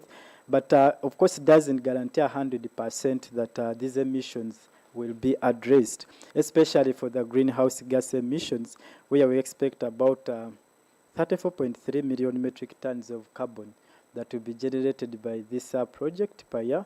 So the technology, the infrastructure as in the country, if we have the capacity as a country, do we have the capacity to digitally trace these greenhouse gas emissions, and we see how we can address it, either to put in place the emission tax, the greenhouse emission taxes, that if a company produces or generates these carbon house gas emissions, it can pay like this. I'll give an example in Zambia. I think Zambia, of course, did the data mining because they were also experiencing a lot of the pollution and so forth. So it conducted, of course, it made sure that it does the data mining to, of course, to identify the anomalies and see what's the problem and how they can address these challenges of pollution. And it realized that most of the pollution, it was coming from manufacturing and transportation. So they developed the laws and the policies that would help, or the positive mechanisms that would help to address these challenges of the greenhouse emissions or pollution. So I believe that, of course, as we are looking at the commercialization of oil and gas, as we are looking at getting the revenues that will improve the economy, that will provide the jobs to about 160,000 people, Ugandans, youth, and so forth. Greenhouse gas emissions or climate change is something we need to look at as a government and as Ugandans, because, of course, we're already experiencing the wrath of climate change. We've been seeing people dying, and not because of the greenhouse gas emissions, but it's because of the impacts of climate change. And if we add this natural resource and we don't efficiently utilize it to ensure that these carbon gas are addressed, I mean, we find that oil and gas may do more harm than good. Thank you. Thank you so much, Patrick. I really have like 2 follow-up questions, but I'll take them in the second round, because you have ably, foresighted, what we need to watch out for, which is also very, very important as we work on these projects. Are we really looking out for issues around the greenhouse emissions, the leveraging the data that we are picking out, and what form of mitigations using data or technology that we can advance? So I'll have about 2 follow-up questions, but I'll take them in the second round. I'll now move on to private sector. And I had introduced Don. Don is the director of the Africa Center for Energy and Mineral Policy. Don, from picking up from the conversation, we've talked a lot about oil and gas. But from the energy perspective and natural resources, we know that it's a portfolio. You know, we have oil and gas, we have minerals, we have natural resources, and the progression right now is that there's a lot of technology advancements that is being done. We've seen artificial intelligence being used in power grids. We now have some countries that have adopted smart grids, where you just sit in a room and the gridding system operates on its own. We're seeing a lot of effort around the continent and the region promoting renewable energy.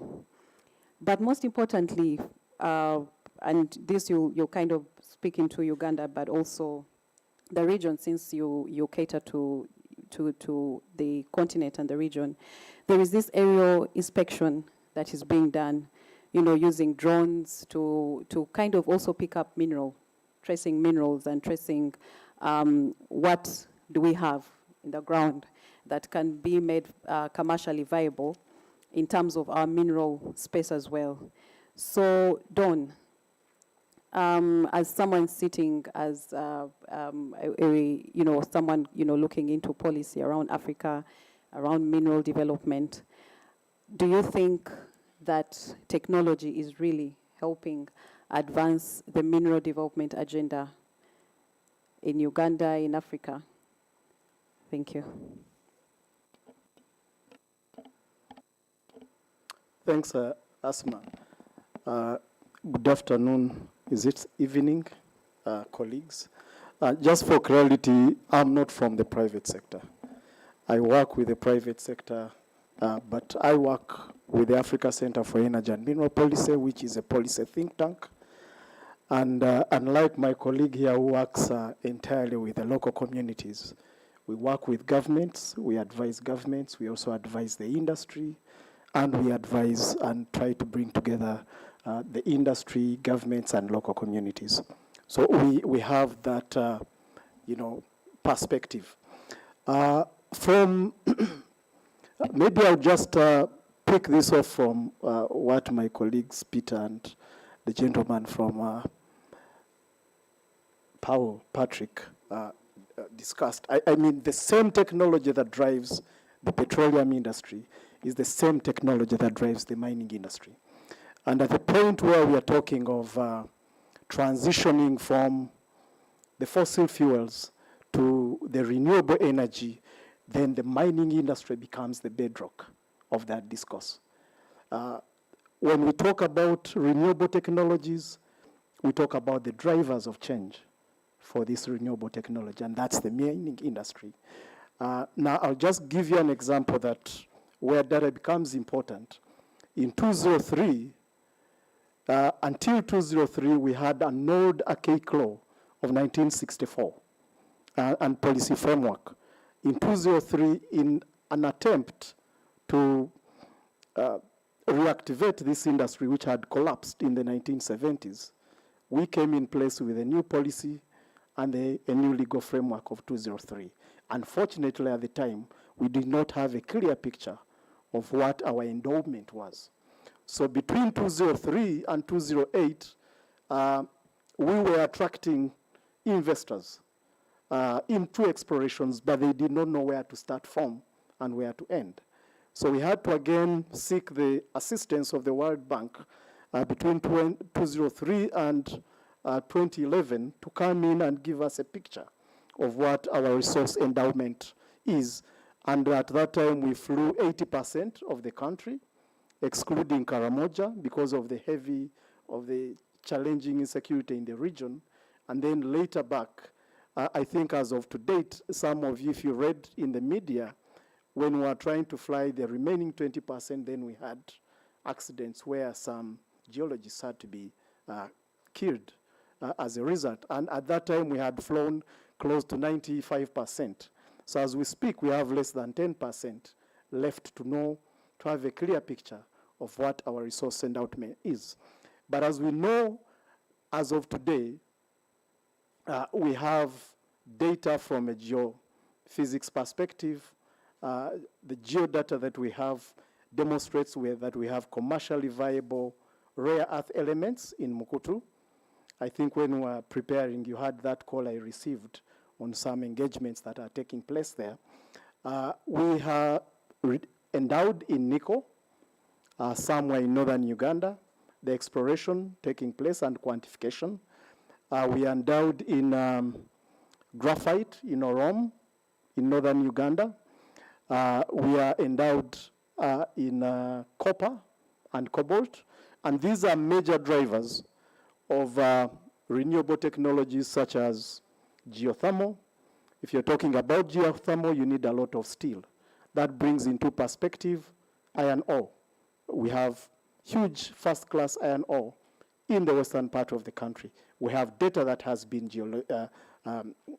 generated, most of it not yet commercially confirmed, but significant amounts of first-class iron ore that will be used to produce steel is available.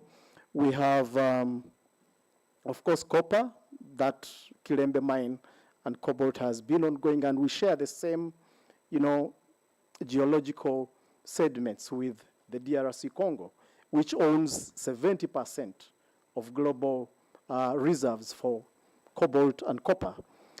So as far as endowment is concerned, there is some very good information there. But maybe to take it from the theme, the main theme of this year's conference, on how do we activate the NDP3. If you go and look at NDP3, it identifies skills gaps within the generation of data, within the geological surveys and mines department under the Ministry of Energy and Mineral Development. And just to give you a sneak peek, you have computerized mine design specialists. We have a shortage of 890 in the country. When you look at engineering analysis and design specialists, we have a shortage of 216. We have shortages on an average of 700 per specialized skill required for us to generate data that would attract any industry here. So if you look at rock mechanics specialists, if you look at rock engineering specialists, we have a shortage there. Surface mining systems specialists, we have a shortage there. Cartographers and surveyors, we have a shortage. Digital technologies and mine data analytics specialists, we have a shortage of around 956. You can imagine. So when it comes to having a clear grip on the data, I would say we still have challenges with regard to the challenges that have been identified by NDP3, and these are gaps that require to be filled up. Now, from a regional perspective, again, right now, as we speak, after generating this data that was supported by the World Bank, as I earlier stated, we started reviewing the mining policy and mining law in 2014. In 2018, we passed the Mining and Minerals Policy of 2018. And since then, we had followed it up with the Mining and Minerals Law, which was assented to by the President as of last week on Wednesday. And just three days ago, on the 18th, it was endorsed by Parliament. And I think as we're speaking right now, it's in the rounds between the Ministry of Justice and UPPC for publication, for gazetting, for it to become law. Under this new law, we are looking at value addition. We are looking at processing. We are looking at not only being a source of raw materials, but also to take stock of the entire value chain, right from exploration to mining to processing, refining, and production of the end results. Now, here is the catch. As you pursue that, then you need to have done enough research beyond knowing what your endowments are. And I'll just give just an example of a study that was sanctioned by the DRC and Afrexim Bank, Africa Development Bank, UNECA, the economic arm of the African Union. And it was looking at the possibility of producing a 10,000 cathode precursor plant in the DRC producing lithium-ion batteries. I think we've been having a discussion now of transitioning into the EVs. Now, this study reveals that if you set up this plant in the DRC, it would be the cheapest option because it would cost you $39 million US dollars. Again, the difference between the mining industry and the petroleum industry is you're dealing with a multi-million-dollar industry. Mulisa's industry is a multi-billion industry. What does that mean? Countries on the continent have a potential to unite in the region and take charge of the entire value chain of these resources, as opposed to the petroleum sector where you still need huge investments in forms of billions. On the side of the mining industry, you need a few $1 million to get a mining project off the ground. This is just a clear example here, that for you to have a 10,000 cathode precursor plant in the DRC would cost you $39 million. It would cost you 3 times that if you're producing the same, setting up the same plant in the USA. It would cost you $112 million if you're setting up the same plant in China, and it would cost you $65 million if you set up the same plant in Poland, and maybe producing the final cells, battery cells in Germany or somewhere. What does this mean? That there is a huge potential. The EV industry alone, we are talking about killer EV. Now, as a policy analyst, one of the challenges that I find is that we start from the end, as opposed from starting from the starting point. The end is we are producing EV buses, EV motorcycles, EV vehicles, but we have not put in place policies and legal frameworks that will regulate the source materials, the raw materials that will drive this industry. Now, the EV industry alone, it's projected that by 2030, it will, from now on 2030, it's a $7 trillion industry. Between now and 2030. By 2050, it will have grown to $46 million. So if you're Uganda, and you want to position yourself in the regional market as a source, as a first mover of producing EV batteries, EV vehicles, EV motorcycles, this is where you need to be looking at. Looking at the drivers, the major minerals that drive this, the energy transition minerals that drive this, how much do you have in form of reserves and their commerciality, and what partnerships can you build within the region to say if DRC is producing the EV batteries, the lithium-ion batteries, then you're producing the vehicles here. The two of you merge. If DRC needs the supply of these of lithium and you have it in Uganda, you supply to DRC. If it needs rare earth elements, you supply to the region, and you harness that, you synergize this mineral wealth for you to tap into that. So the other element that maybe lastly I would talk about in terms of data is that data guides capital financing for these projects. Data drives policy and laws. It drives the project modeling required on the commerciality, the economics of these projects, your internal rates of return, your net present values, how economics will drive your project. And of course, my brother here, it also drives environmental, social, and governance perspectives. As we demand for these resources, are we appreciating the magic of these resources versus the cost of producing these resources, both on the human level and on the environmental armor side. So these are all gaps that we still have as far as the energy transition discussion is concerned. It creates opportunities for the lawyers in the room. There's a lot of money here to be made.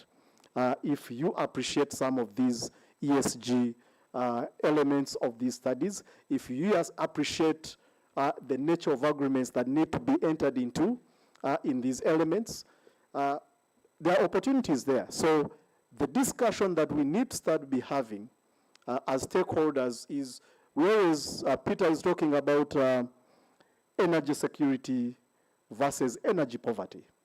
Now, when it comes to the energy transition, now is the time to also start thinking about mineral poverty and mineral security, because without these two, then you do not have energy security. If you're mineral poor, then you need to build synergies across the region to be able to access resources that we need to drive your renewable energy technologies. Thank you. Thank you so much, Dawn. I think that was quite insightful.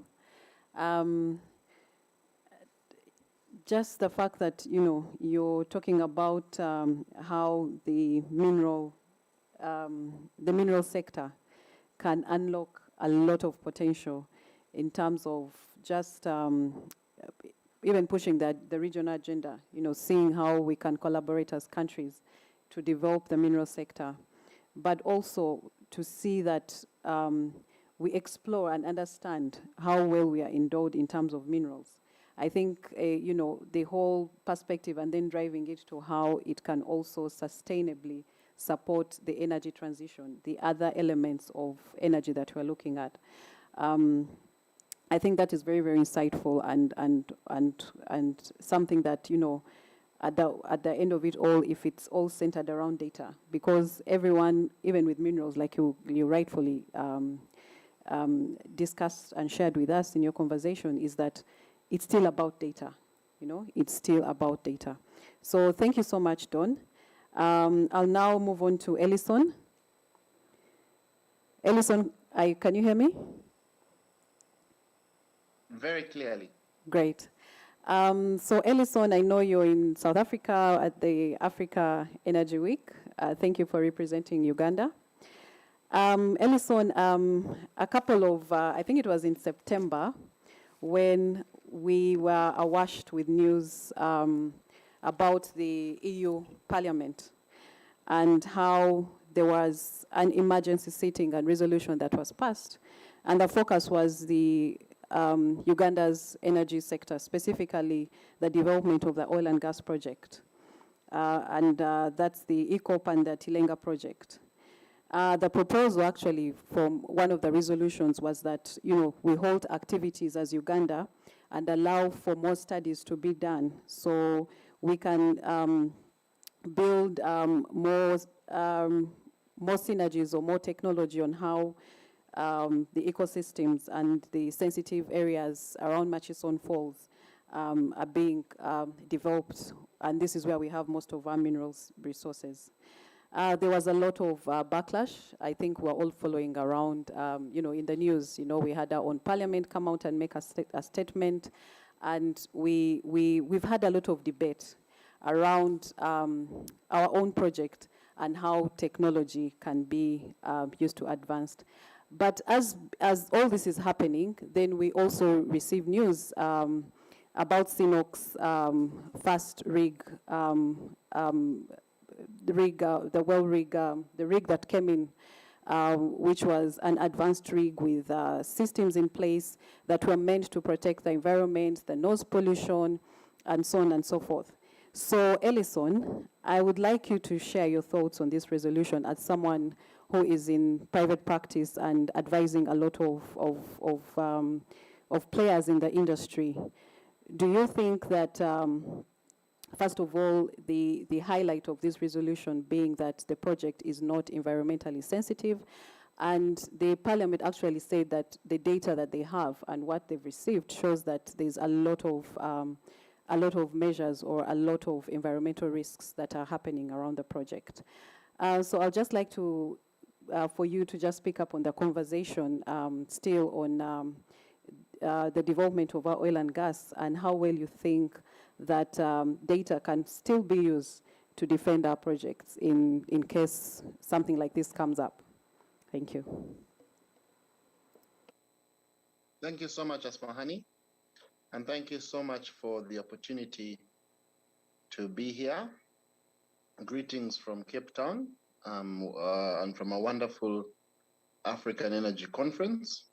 Before I answer you, if I can just tell you something a little bit about this conference. I have found very energized businesses,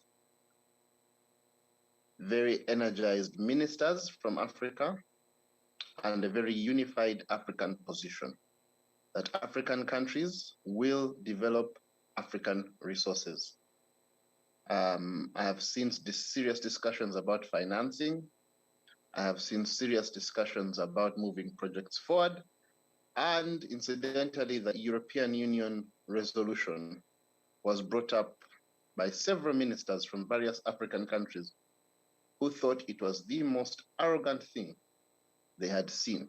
And I think the condemnation of that resolution was resounding from participants at the African Energy Week. Now, how does technology help? Of course, technology is a fundamental driver of progress. In 2012 or around 2011, 2012, there was exploration work happening in Uganda, and they needed to drill for oil and even to conduct seismic activities in Murchison Falls National Park. And there was a fear around the world that the Murchison Falls had come to an end because there was going to be blasting and destruction.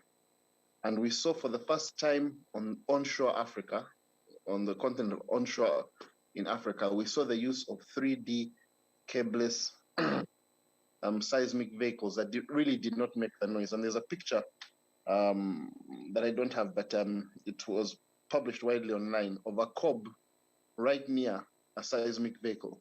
A seismic was being taken and the cob was living quite peacefully. We all know that since 2012, Murchison Falls has not disappeared. Its animals did not die.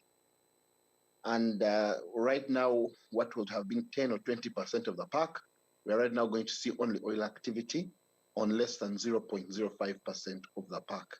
And even there, we are seeing a lot of technology being used to ensure as minimum a footprint on the park as possible.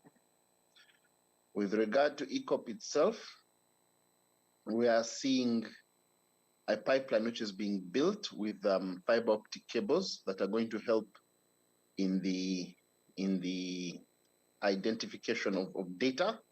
So what happens is that the fiber optic cables will give real-time reports, as you've had from previous presenters, will give real-time reports on literally everything: the soil movement, the temperatures, any attempts to intrude. And then if there's any leak, you have, I think they call them block valves, that if there's any leak at any part, that part is blocked and isolated, and you have reporting. So there's serious technology that's being deployed in the development of Uganda's oil and gas resources. I also want to say that this project is a very interesting project. It is a project that is opening us up to a new coastline to Tanzania. That's a great opportunity to have a reverse pipeline that gives us an opportunity to build a refinery here, and that gives a massively big opportunity to this country in very many ways. Now, we must, of course, use technology and everything at our disposal to mitigate against risks, because there's no project without risks or without impacts. The impacts must be minimized, avoided, and mitigated against where they occur. And certainly we'll need a lot of help in doing that.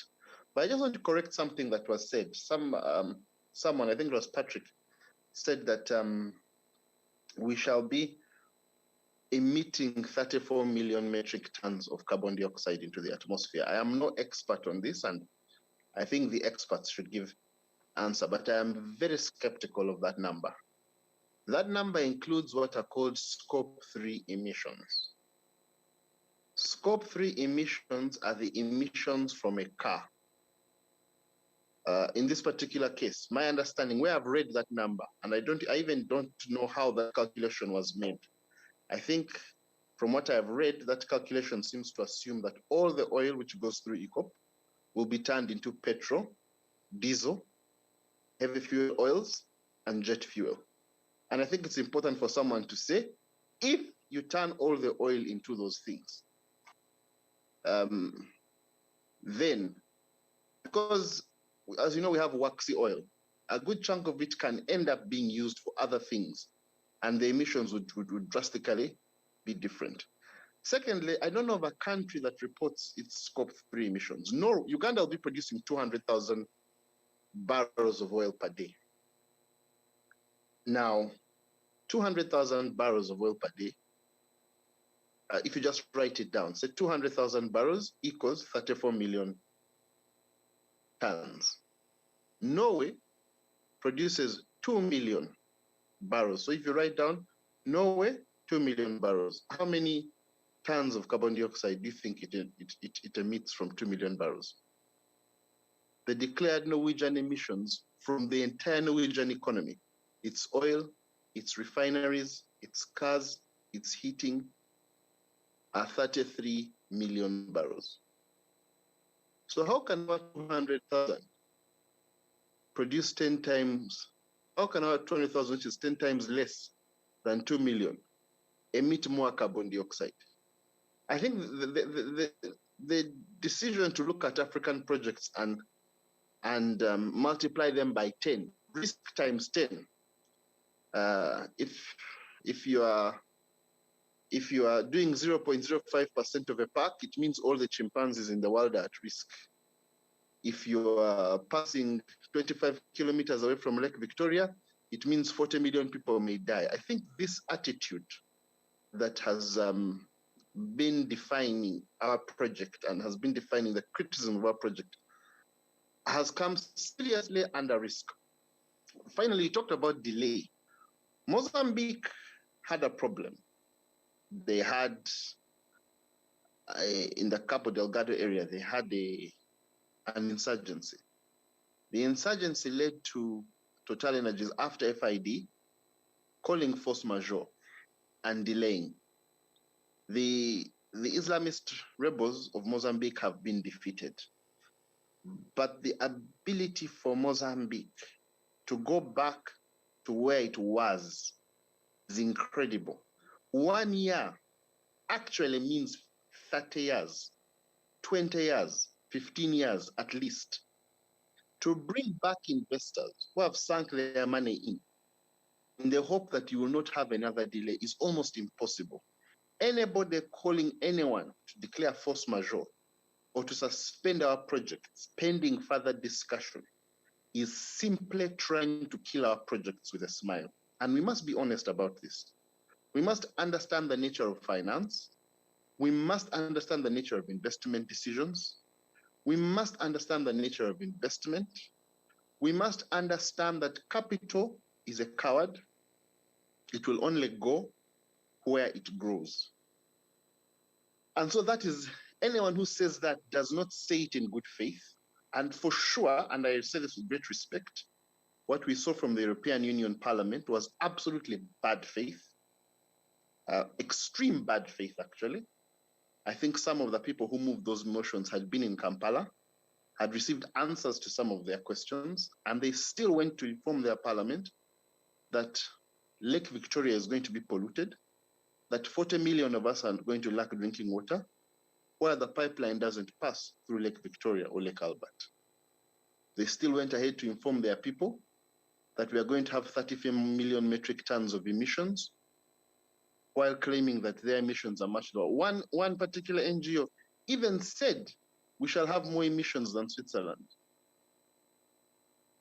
I think we need to understand that it's important for us to hold fort in these sort of things, and we must make sure that we deploy the best technology, we run the best project, but frankly, we need to be open to criticism.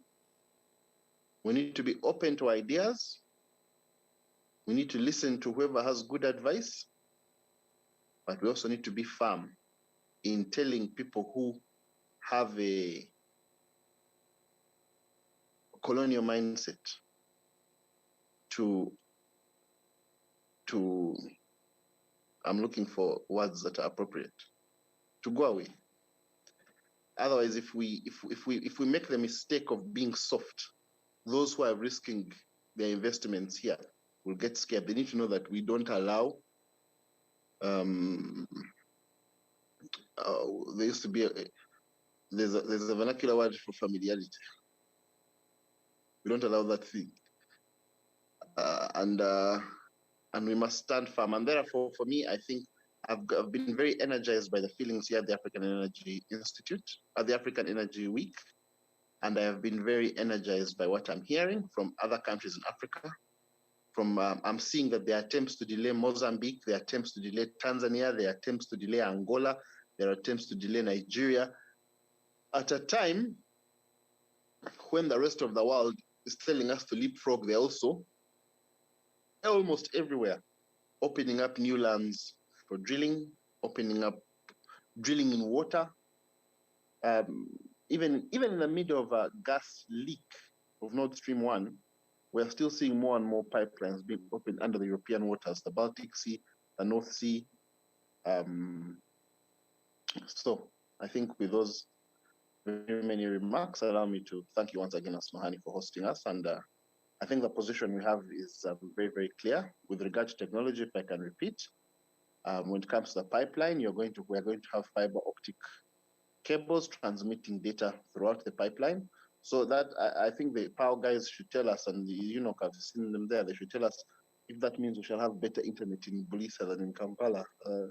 If we're able to transmit, I think everyone else will also be able to benefit from the connectivity. There'll certainly be increased connectivity, and this increased connectivity from Hoima to Tanga will create incredible opportunities. Having said that, allow me to thank you once again. Thank you so much, Ellison, and for emphatically, defending or protecting this project.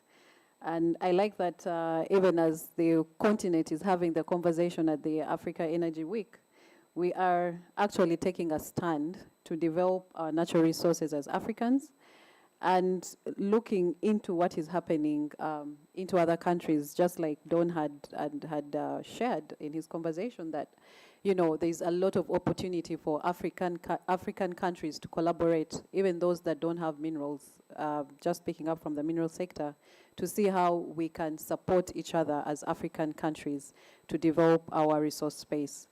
We're running out of time, but just to have a few follow-up questions and to wrap up. Andrew, in 5 minutes, I would just like to hear your thoughts. The importance of the linkages that you talked about, we talked about Ministry of ICT, NITAU, being, part of this whole process. And this is something that has come out, like I said before, throughout the conversations that we have. So what opportunities do you see or do you envisage just from these linkages that we're seeing and government efforts for advancement of technology in the sector? Do you see any innovation, any space for innovation for young people, partnering and coming up with some apps of some sort, some web-based technology that can really, really see that everything that is happening, and also just to remind us that we understood that with oil and gas, everything is about data. It rises and falls on the kind of data we generate. So for you, Andrew, in like 5 minutes, just share your thoughts. What opportunities do you see in terms of the technology advancements in this area? Okay, thank you, Asma. Maybe to quickly answer what the question that Ellison raised, will the fiber optic along the ECOP improve communication? Yes, it will. Fiber optic is laid in what they call channels. So there are some channels that will be dedicated for primary communication for the, the operational data and all that. But also there are others that will be dedicated for improvement of the communication, public communication, things like that. Linkages and opportunities created by all these that we have been talking about, leveraging of big data and so on. So the first one, of course, if we're improving the communication infrastructure, we should have faster internet for use by researchers and people who are developing all these solutions, especially in those areas, as well as other parts of the country. The data that is generated in oil and gas is a big part of it is used for research and development. So we should be seeing aspects relating to improvements of R&D in the country. And government, of course, is looking very much into this research and development focused on oil and gas. So all that is coming up. So yes, maybe in terms of closing remarks, we are well positioned to leverage use of big data, and all the planning is being undertaken with the licensees, the operators, and government agencies coming together to ensure that we make use of this data as it is supposed to be. Thank you. Thank you so much, Andrew. Peter, first of all, I need to congratulate UNOC, the CEO, Prosina Banja, at the Africa Energy Week, won the CEO Award of the year. So that is Uganda against all the African countries. And part of what, led her to win, or led UNOC to win, is, the advancements that is being done, or that has been done. UNOC is a very young company, by the way. And to see that at the Africa Energy Week, you're competing with countries like Nigeria, which have been in this industry for over 50 years, Ghana, all these African oil-producing countries. And then we have our baby, UNOC, stand out, and the CEO is recognized for the advancements and the strides that UNOC has managed to take in such a short time.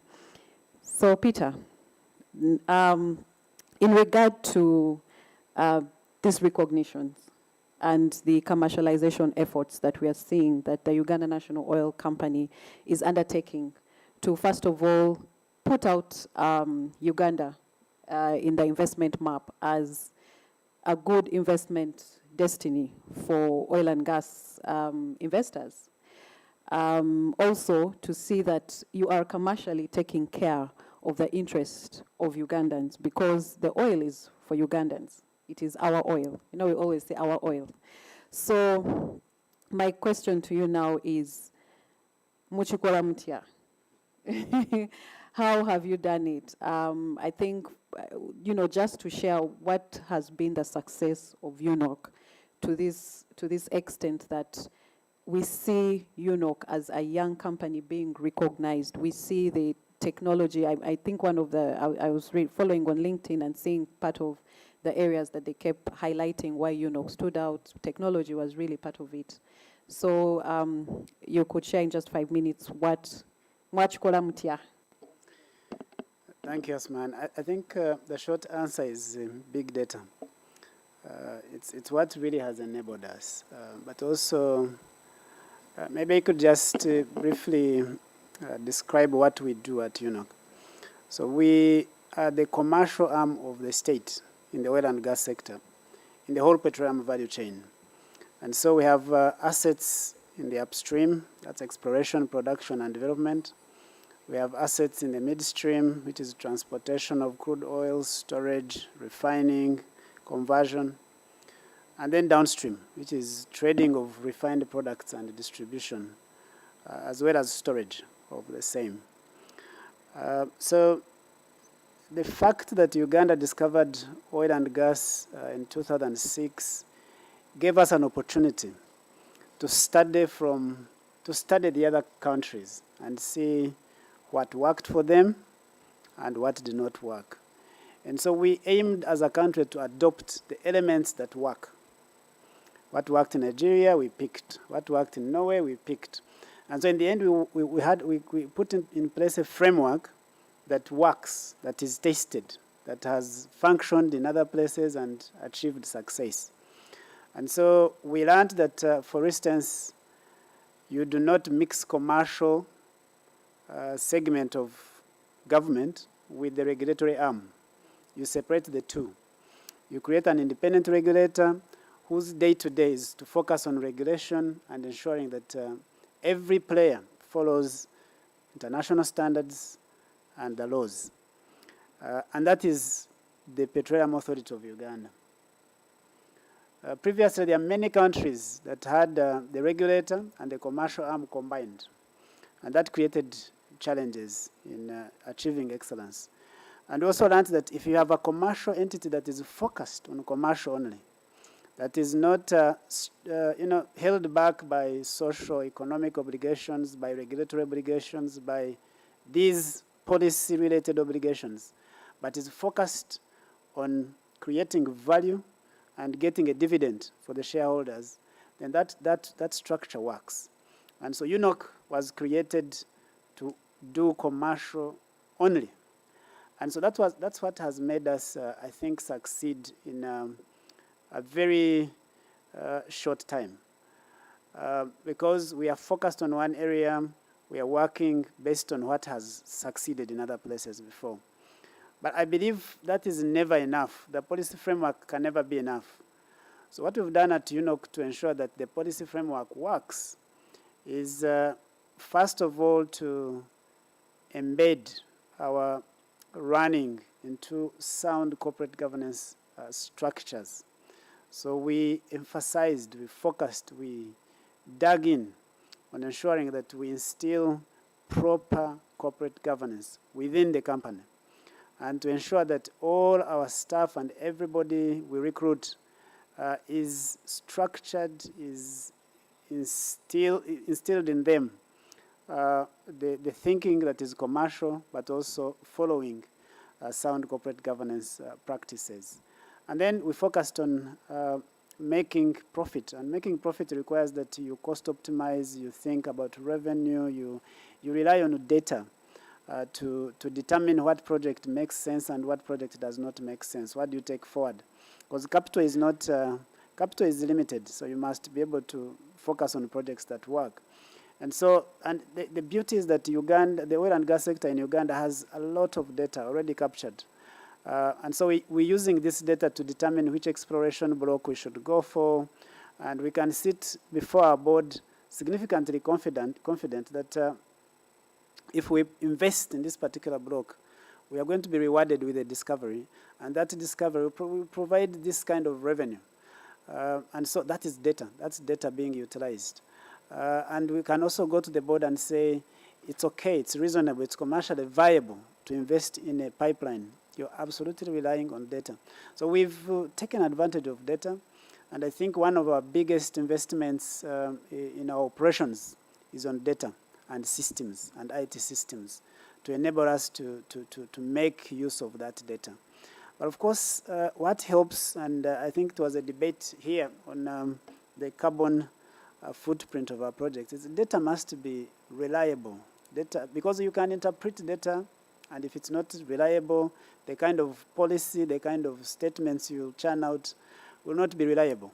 So the data that we pick from oil and gas is very reliable in many, literally in all aspects. We've had some elements of data failing in other places, not in Uganda. Estimated production of a field significantly drops and the commercials fail. We've seen that, I think, there's a field in Mauritania. But we have very good data in Uganda. And so we've been able to rely on it to make decisions as a company. Reliable data. So I believe, Asmahani, that is the short answer, that we've adopted a very good policy framework that works based on benchmarking. We've adopted data and utilized the data to inform our commercial decisions. And those commercial decisions are turning out to be sound. So when the commercial decisions turn out to be sound and you have a good corporate governance structure within your company, awards must follow. It's a science. The awards must follow. But speaking just briefly about our project on energy transition. And energy transition is, I think, a technology conversation. Basically looks at the greenhouse gas emissions we're emitting and its impact on climate. And the technology, the data is very simple. We know how much we're emitting. We know how much is cleaned out of the system, out of the environment by forests, by seas and water bodies. And we know how much remains and the impact it has. So that data exists. We can speak in numbers about how much we need to get out of the atmosphere. And so that is very useful, because then we know as a globe, how much do we need to reduce in our emissions? Who should reduce what percentage? If we had interventions of increasing our forest cover, how much will be reduced? And so the conversation should, in my view, should focus on carbon dioxide that is produced, carbon dioxide that is removed, and then what do we do with what remains to maintain the Paris Agreement targets of 2 degrees or 1.5 at best. Now, what we've done in our projects here is to ensure that they are extremely low carbon emitting. And that is really based on data, because we know if we put in place this intervention to reduce this emission. And just to give you a flavor of what we've been able to achieve, and it's really through interventions. For instance, we understood that 15% of carbon emissions from the upstream segment of the petroleum sector comes from flaring. So as a country, we enacted the law in 2013 that outlawed flaring. So you can't flare in Uganda. And by just that one section in the law, we eliminated 15% carbon emission from the upstream. That's absolutely relying on the data to make a decision that intervenes and makes our project and make our projects low carbon emitting. The second element we've taken, and it's also really using technology, is to improve our upstream energy use, especially at the central processing facilities. And this has reduced our carbon emissions per barrel significantly. I think at the first field development plans, we're looking at 15 kilograms of carbon dioxide per barrel. Right now, we are about 10.6 kilograms of carbon dioxide per barrel. That is nearly the lowest in the world. The lowest, I believe, is claimed by Saudi Arabia, which is 10 kilograms per barrel.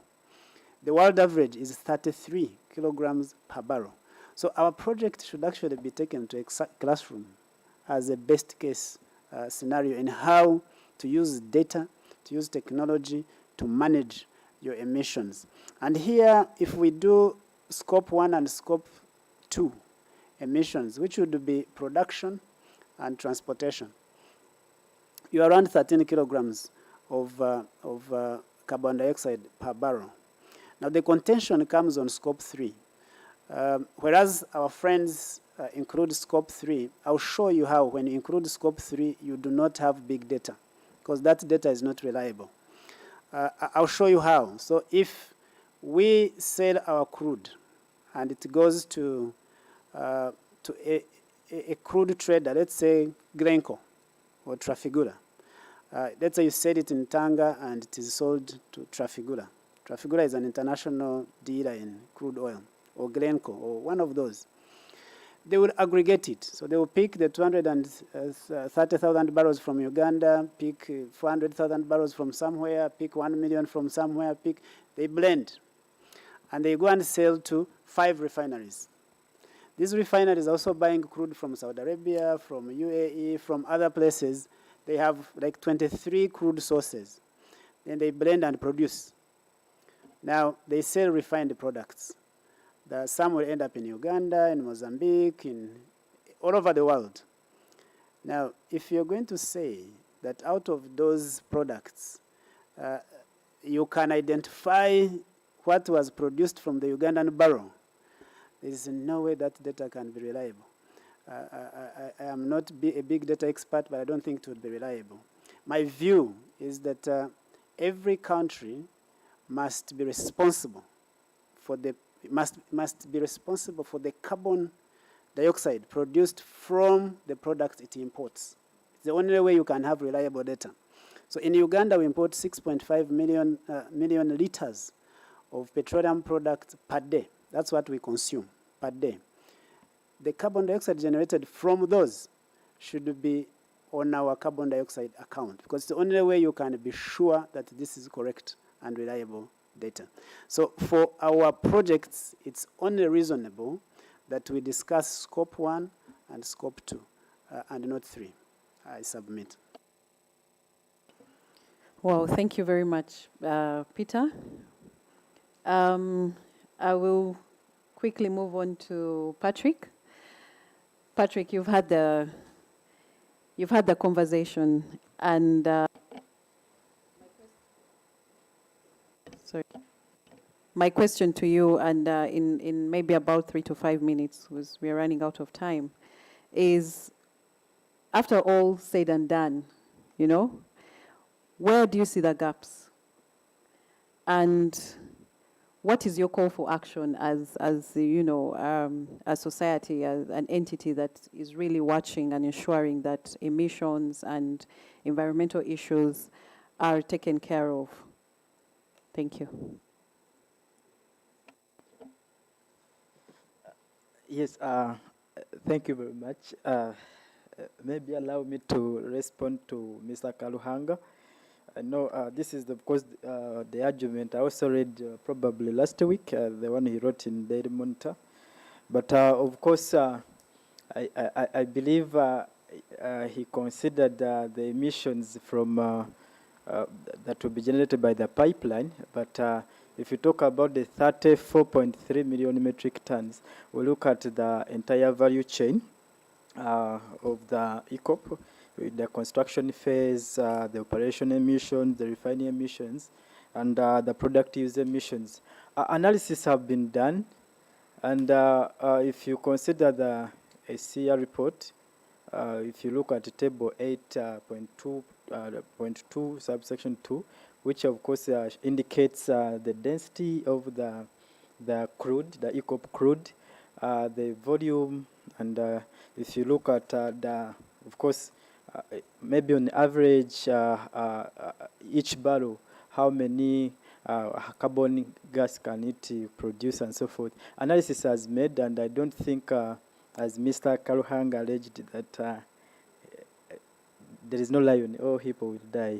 Indeed, it might not die, but we've seen, of course, the challenges that have been happening.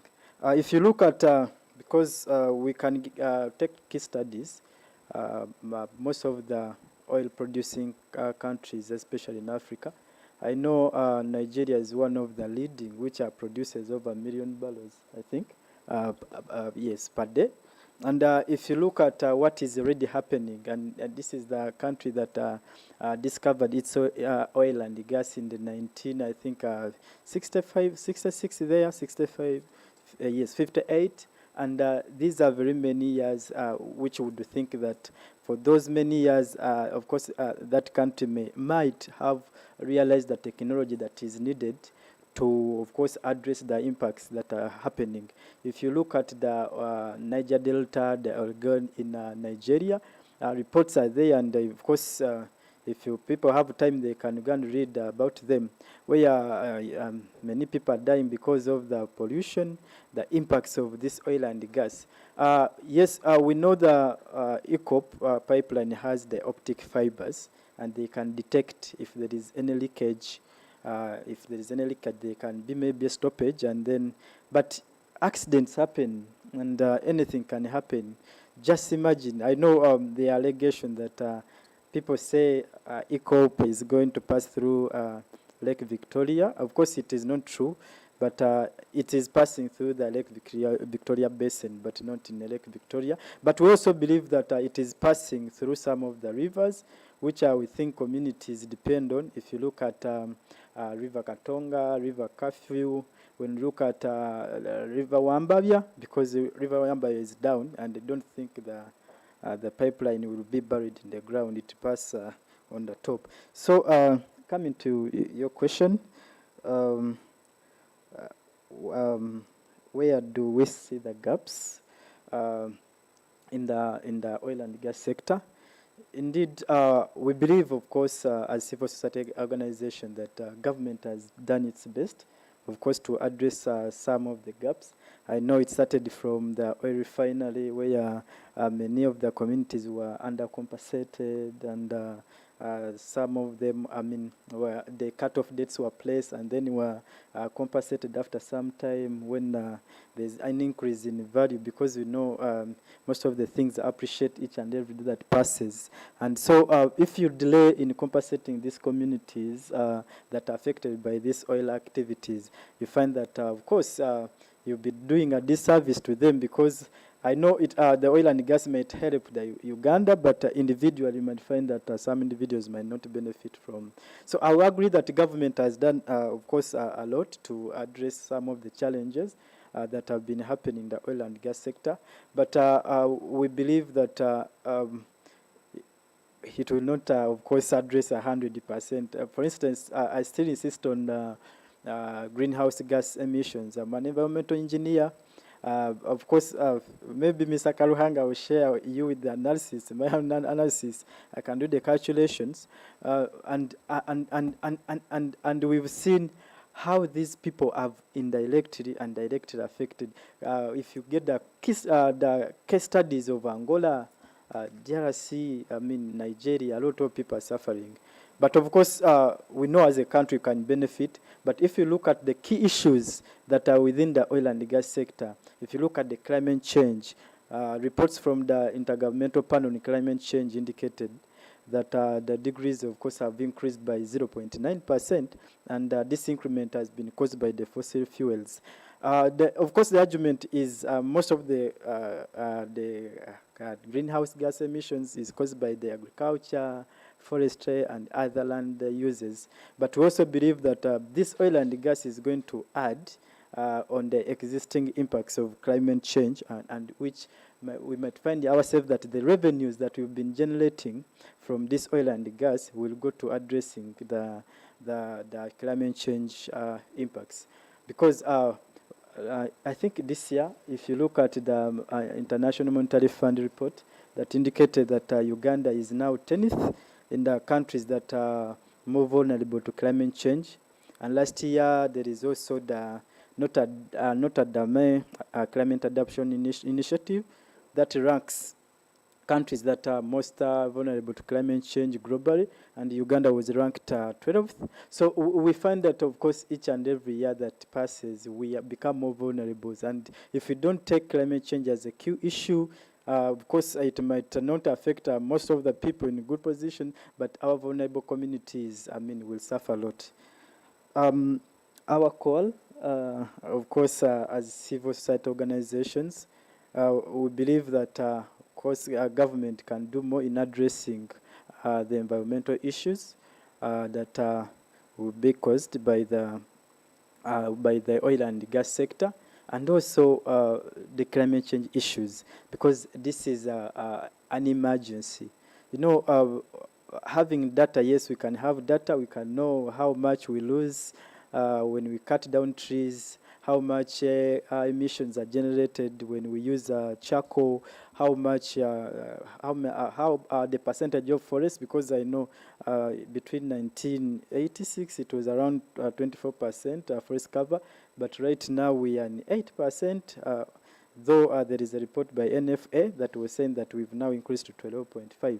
So it's not all about knowing how much we, because that's the data we are talking about, that yes, we have the data, we know how many emissions are being generated, we know how many we can capture, but having data and when you know you don't have the solution may not help, because having data is like having the patient and you know his sickness, but you don't have the equipment to maybe make that patient recover. So as a government, I think we need to give more emphasis on the environmental and climate change effect that might result as a result of oil and gas. Thank you so much, Patrick. I think your call is very, very clear. Good enough we have the government in the room. Dawn, in about 3 to 5 minutes, we've had this the whole discussion or debate around the greenhouse emissions, and you clearly justifiably so gave us a very good perspective in the mineral development sector, the endowments that we have and how we can really focus on the mineral sector as well. Should we be worried in terms of getting into the minerals sector as well? What is the plan in terms of greenhouse gas emissions for the mineral sector, and also the journey towards ensuring that as we develop those minerals, there is consideration for cleaner energy as well?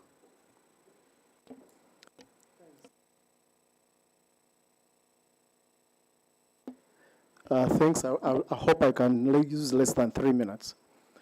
Here is my position. Looking at the data, both climate, fossil fuels, and renewables, is that as long as you have development taking place on this globe, you cannot, and we shall not, get the net zero emissions achieved. That's just dreaming. It's just a dream. Secondly, we are dealing with finite resources here. The fossil fuels are finite resources. The drivers of renewable technology are finite resources.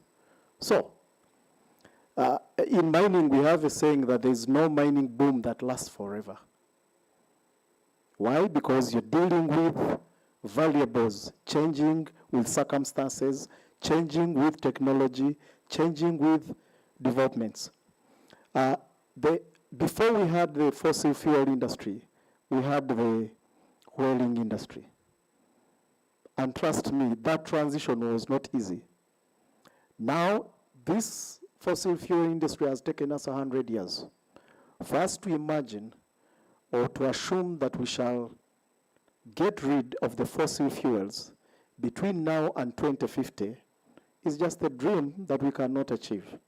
So our call to action, looking at the data on both sides, is we need energy mix, and we need to address sustainability of both fossil fuels, doing our best, like Peter has stated, and other people in the industry are doing, to curb excessive emissions without control.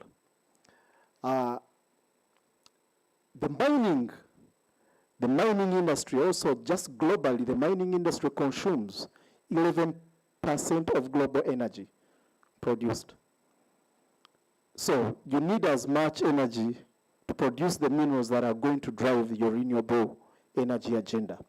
That aside, when you look at the derived demand of fossil fuels, it's not just about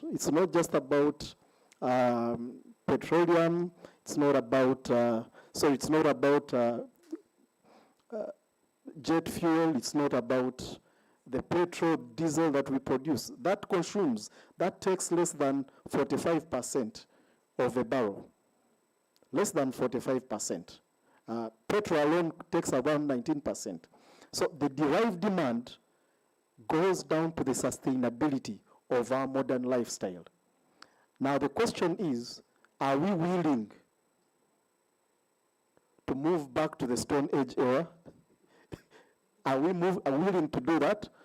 The message we are getting from the European Union, from the global north, is definitely not. Instead, what are they doing? They're doubling down on accessing these resources from Africa. Africa remains the jungle. There's a clip that has been going on Twitter about a garden and a jungle. We are seen as a jungle.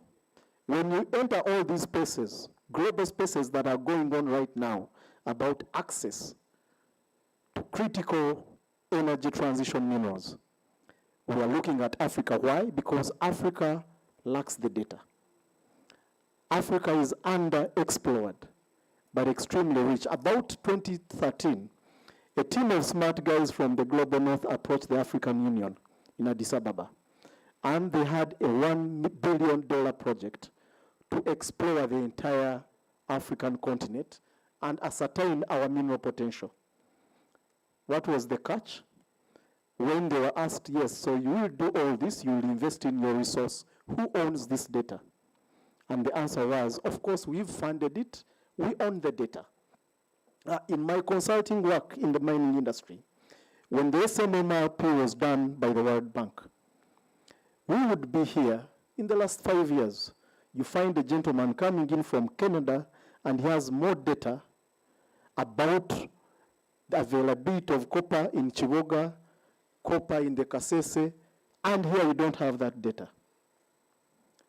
Why? Because we gave them access to our country, they access the data and ran away with it. So whoever owns the data owns the energy transition movement. Now, the challenge is upon African countries. I like the trend we are taking. UNOC is following in the footsteps of Aramco and other like Statoil, in Norway and other countries that have 100% stake in their resources. That's where we need to go. And I have a radical proposition to the East African region, to the Great Lakes region, and to Africa as a continent. And like Edison has said, I like the conversation, I like the spirit, the vibes coming in from the African leaders. We missed the petroleum revolution. It's our time to make a stand on the renewable energy revolution. And how do we do that? How was Saudi Arabia able? You've seen the threats coming in from the US on Saudi Arabia recently. Why? Because they control the data, they control the technology, they control the resources that are exploiting their oil reserves.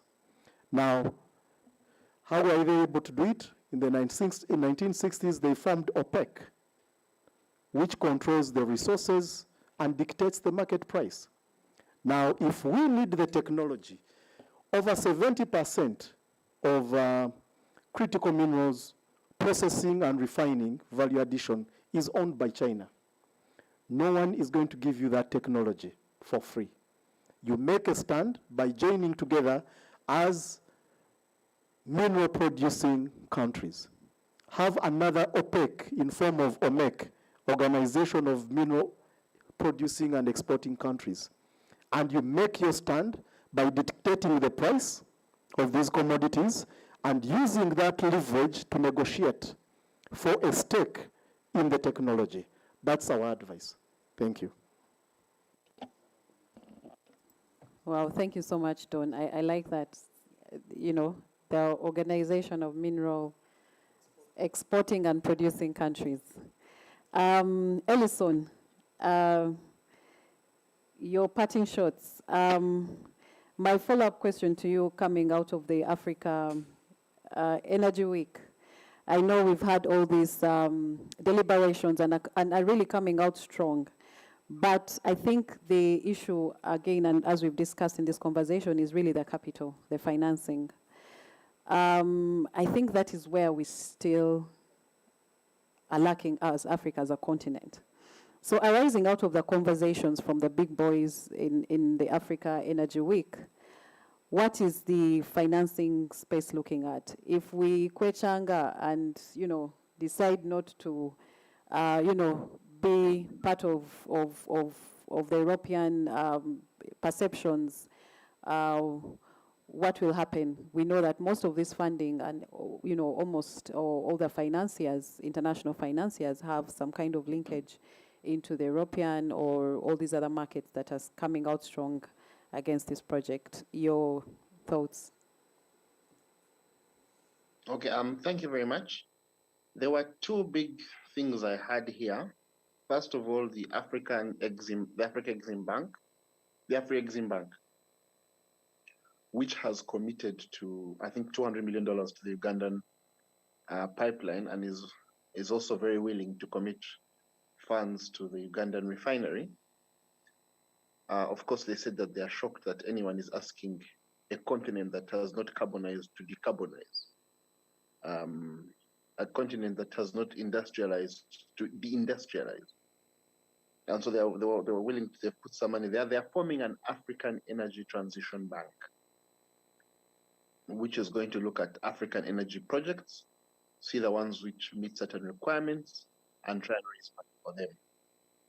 The African Petroleum Producers Organization, I think called APO, has also committed to put money into that African Energy Transition Bank. We are seeing there there's Afri-Exim Bank, there are about 32 or so DFIs, development finance institutions in the continent of Africa that I think are going to have to be mobilized to see what kind of capital can be raised. Many African countries had also created over the last few years sovereign wealth funds where they invest a lot of their money abroad. And I think there's a move to ensure that Africans are now looking to invest money in African projects. The other thing that we are seeing is, of course, there are banks all over the world. We are seeing interest, of course, in these projects remain very high. Only last week, I think Citibank said not investing in fossil fuels is madness. So I think we are seeing some movement in that direction. I want to address some of the issues which I've also had being raised. First of all, about, I think from two of the previous speakers, about the emissions debate. I'm very excited about these discussions. Within Uganda, leave alone on the continental scale, within Uganda, a debate about our carbon emissions. 2 years ago, or a year ago, or 2 years ago, 1 year, in the last 2 years, in the global north, the movement to stop ECOP had picked up some steam. And all the discussions, all the writing, all the debate was one-sided and was being done in Europe. People were treating us, frankly, as if we don't exist. They were coming here to look for people with torn shirts and mucus running down their noses, to take pictures of that and go back and say these people have been evicted. They were picking a few very well-meaning Ugandan people, below 23, in some cases below 17, and flying them all over the world to meet the Pope, to meet the German foreign minister, to cry on behalf of communities. They were organizing themselves in Western civil society organizations, claiming that they are speaking up for frontline communities. Right now, as we speak, there is a lawsuit in the High Court of Paris to supervise whether or not a development should happen in Uganda. The level of, prior to the EU resolution, the level of arrogance, to be frank, that was happening, whereby a conversation was happening, 1 million signatures were being organized, bank employees' phone numbers were being collected, to have a debate without Ugandans. So I'm very excited that in the last few months, we're having a discussion. Ugandans are asking what our emissions is going to be, what is the project footprint, what's happening. For me, that is one exciting thing. I agree very much with Don, and I agree that the argument of saying that you can know what the emissions are going to be, what you call scope 3 emissions, it's just not serious. First of all, who should be responsible for these emissions? The one who makes crude oil, that from which you can make polyester, from which you can make tar for roads, from which you can make use in the pharmaceutical industry, from which you can use in the clothing industry, from which you can use in many other sectors. When I sell you my barrel, you can do 100 things with it. Should I be responsible if you make petrol? What about the man who makes a petrol car? If we're going to do scope 3 emissions, and we're going to count emissions twice, the man who makes a petrol car, his car can only use petrol. Why should I be responsible for petrol cars and Germany should not? Why should Germany's scope 3 emissions not include BMWs driving around Kampala? And if we are to use that measure, then we remove all the emissions from Ugandan cars, all the emissions from everything we import. To include those emissions, we'll still be net zero. The Ugandan project, if you build a refinery, our refinery will definitely produce petrol, diesel, heavy fuel oils, and jet oil. And then you can blame us for those emissions. However, remember that we still use those products. I don't know how you've come to where you are right now, but I promise you've used petrol or diesel. How do you get it? You import it on the high sea, someone makes it, someone sells it to someone, you put ships that come emitting heavy fuel oils all over the waters, some of them even leak into the water. They come here, they drive tankers to bring fuel to petrol stations. Someone was talking about Lake Victoria Basin. Kampala is in the Lake Victoria Basin. Every day there's an oil spill in Kampala. There are fuel storage terminals in the whole of Kampala. From where you're sitting, there's probably a petrol station of I don't know how many meters away. With fuel in the Lake Victoria Basin, we haven't died from that fuel. Those emissions, that refinery will reduce those emissions from transporting fuel by truck from Kenya to Uganda, from Dar es Salaam to Uganda. So for me, I agree that this project of ours is a low carbon, high value project. But also if we are going to say that we are hit the hardest by climate change, and I accept that, what's the solution? America today consumes 20 million barrels of oil per day. Today, but before this day ends, America will have consumed 20 million barrels. By the end of the next 2 months, they'll probably have consumed, you just calculate, 20 million times 60, maybe 1.2 billion barrels or something, which is what you're going to produce in 20 years. They'll have consumed it in 2 months. If you stop producing, do you think the cars, let's say all our fuel went into cars, do you think those cars will stop being made? So there will still be climate change and there will still be emissions. But do you know why you are hit the hardest? Because climate change hits the poorest people the hardest. You need to have climate mitigation. Climate affects poverty, the people who suffer from poverty. The man who built his house upon the rock, when the floods came down, his house was not blown away. But the poor man who built his house upon the sand, his house was blown away. The reason why floods will kill more people in Uganda than they will kill them in New York is because New York is built in such a way to resist floods. Lightning strikes you when you're outside. You don't hear people dying of lightning in Japan. You think there's no lightning in Japan? Climate change affects the poorest people the hardest. It's going to continue. The only way you're going to reduce the only way you're going to reduce the emissions is if you deal with that consumer. A European MP, a friend of mine, called Maltegale, decided that he has to fight against climate change. So what did he do? He got on a plane and flew to Uganda, got into a high-powered car, and drove around Uganda to see how bad oil is. Sat back on a plane and flew to Brussels, and went into the chamber and said, I have just seen 900 people died from climate change in Uganda. he did not know that his contribution in the plane was a huge factor. For him, he can't die of it because he has a plane, he has a nice house, he has a good car, he has an excellent job put together by fossil fuels. The protection of people. Amsterdam is underwater, literally. Literally.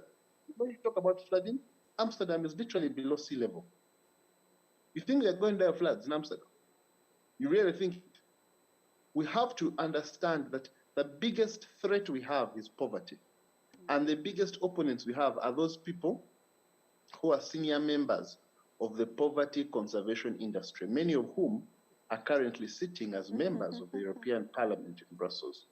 Our solution must be to make sure that the wealth we have, we utilize it and we generate it such that we are able to protect ourselves from any negative effects of poverty.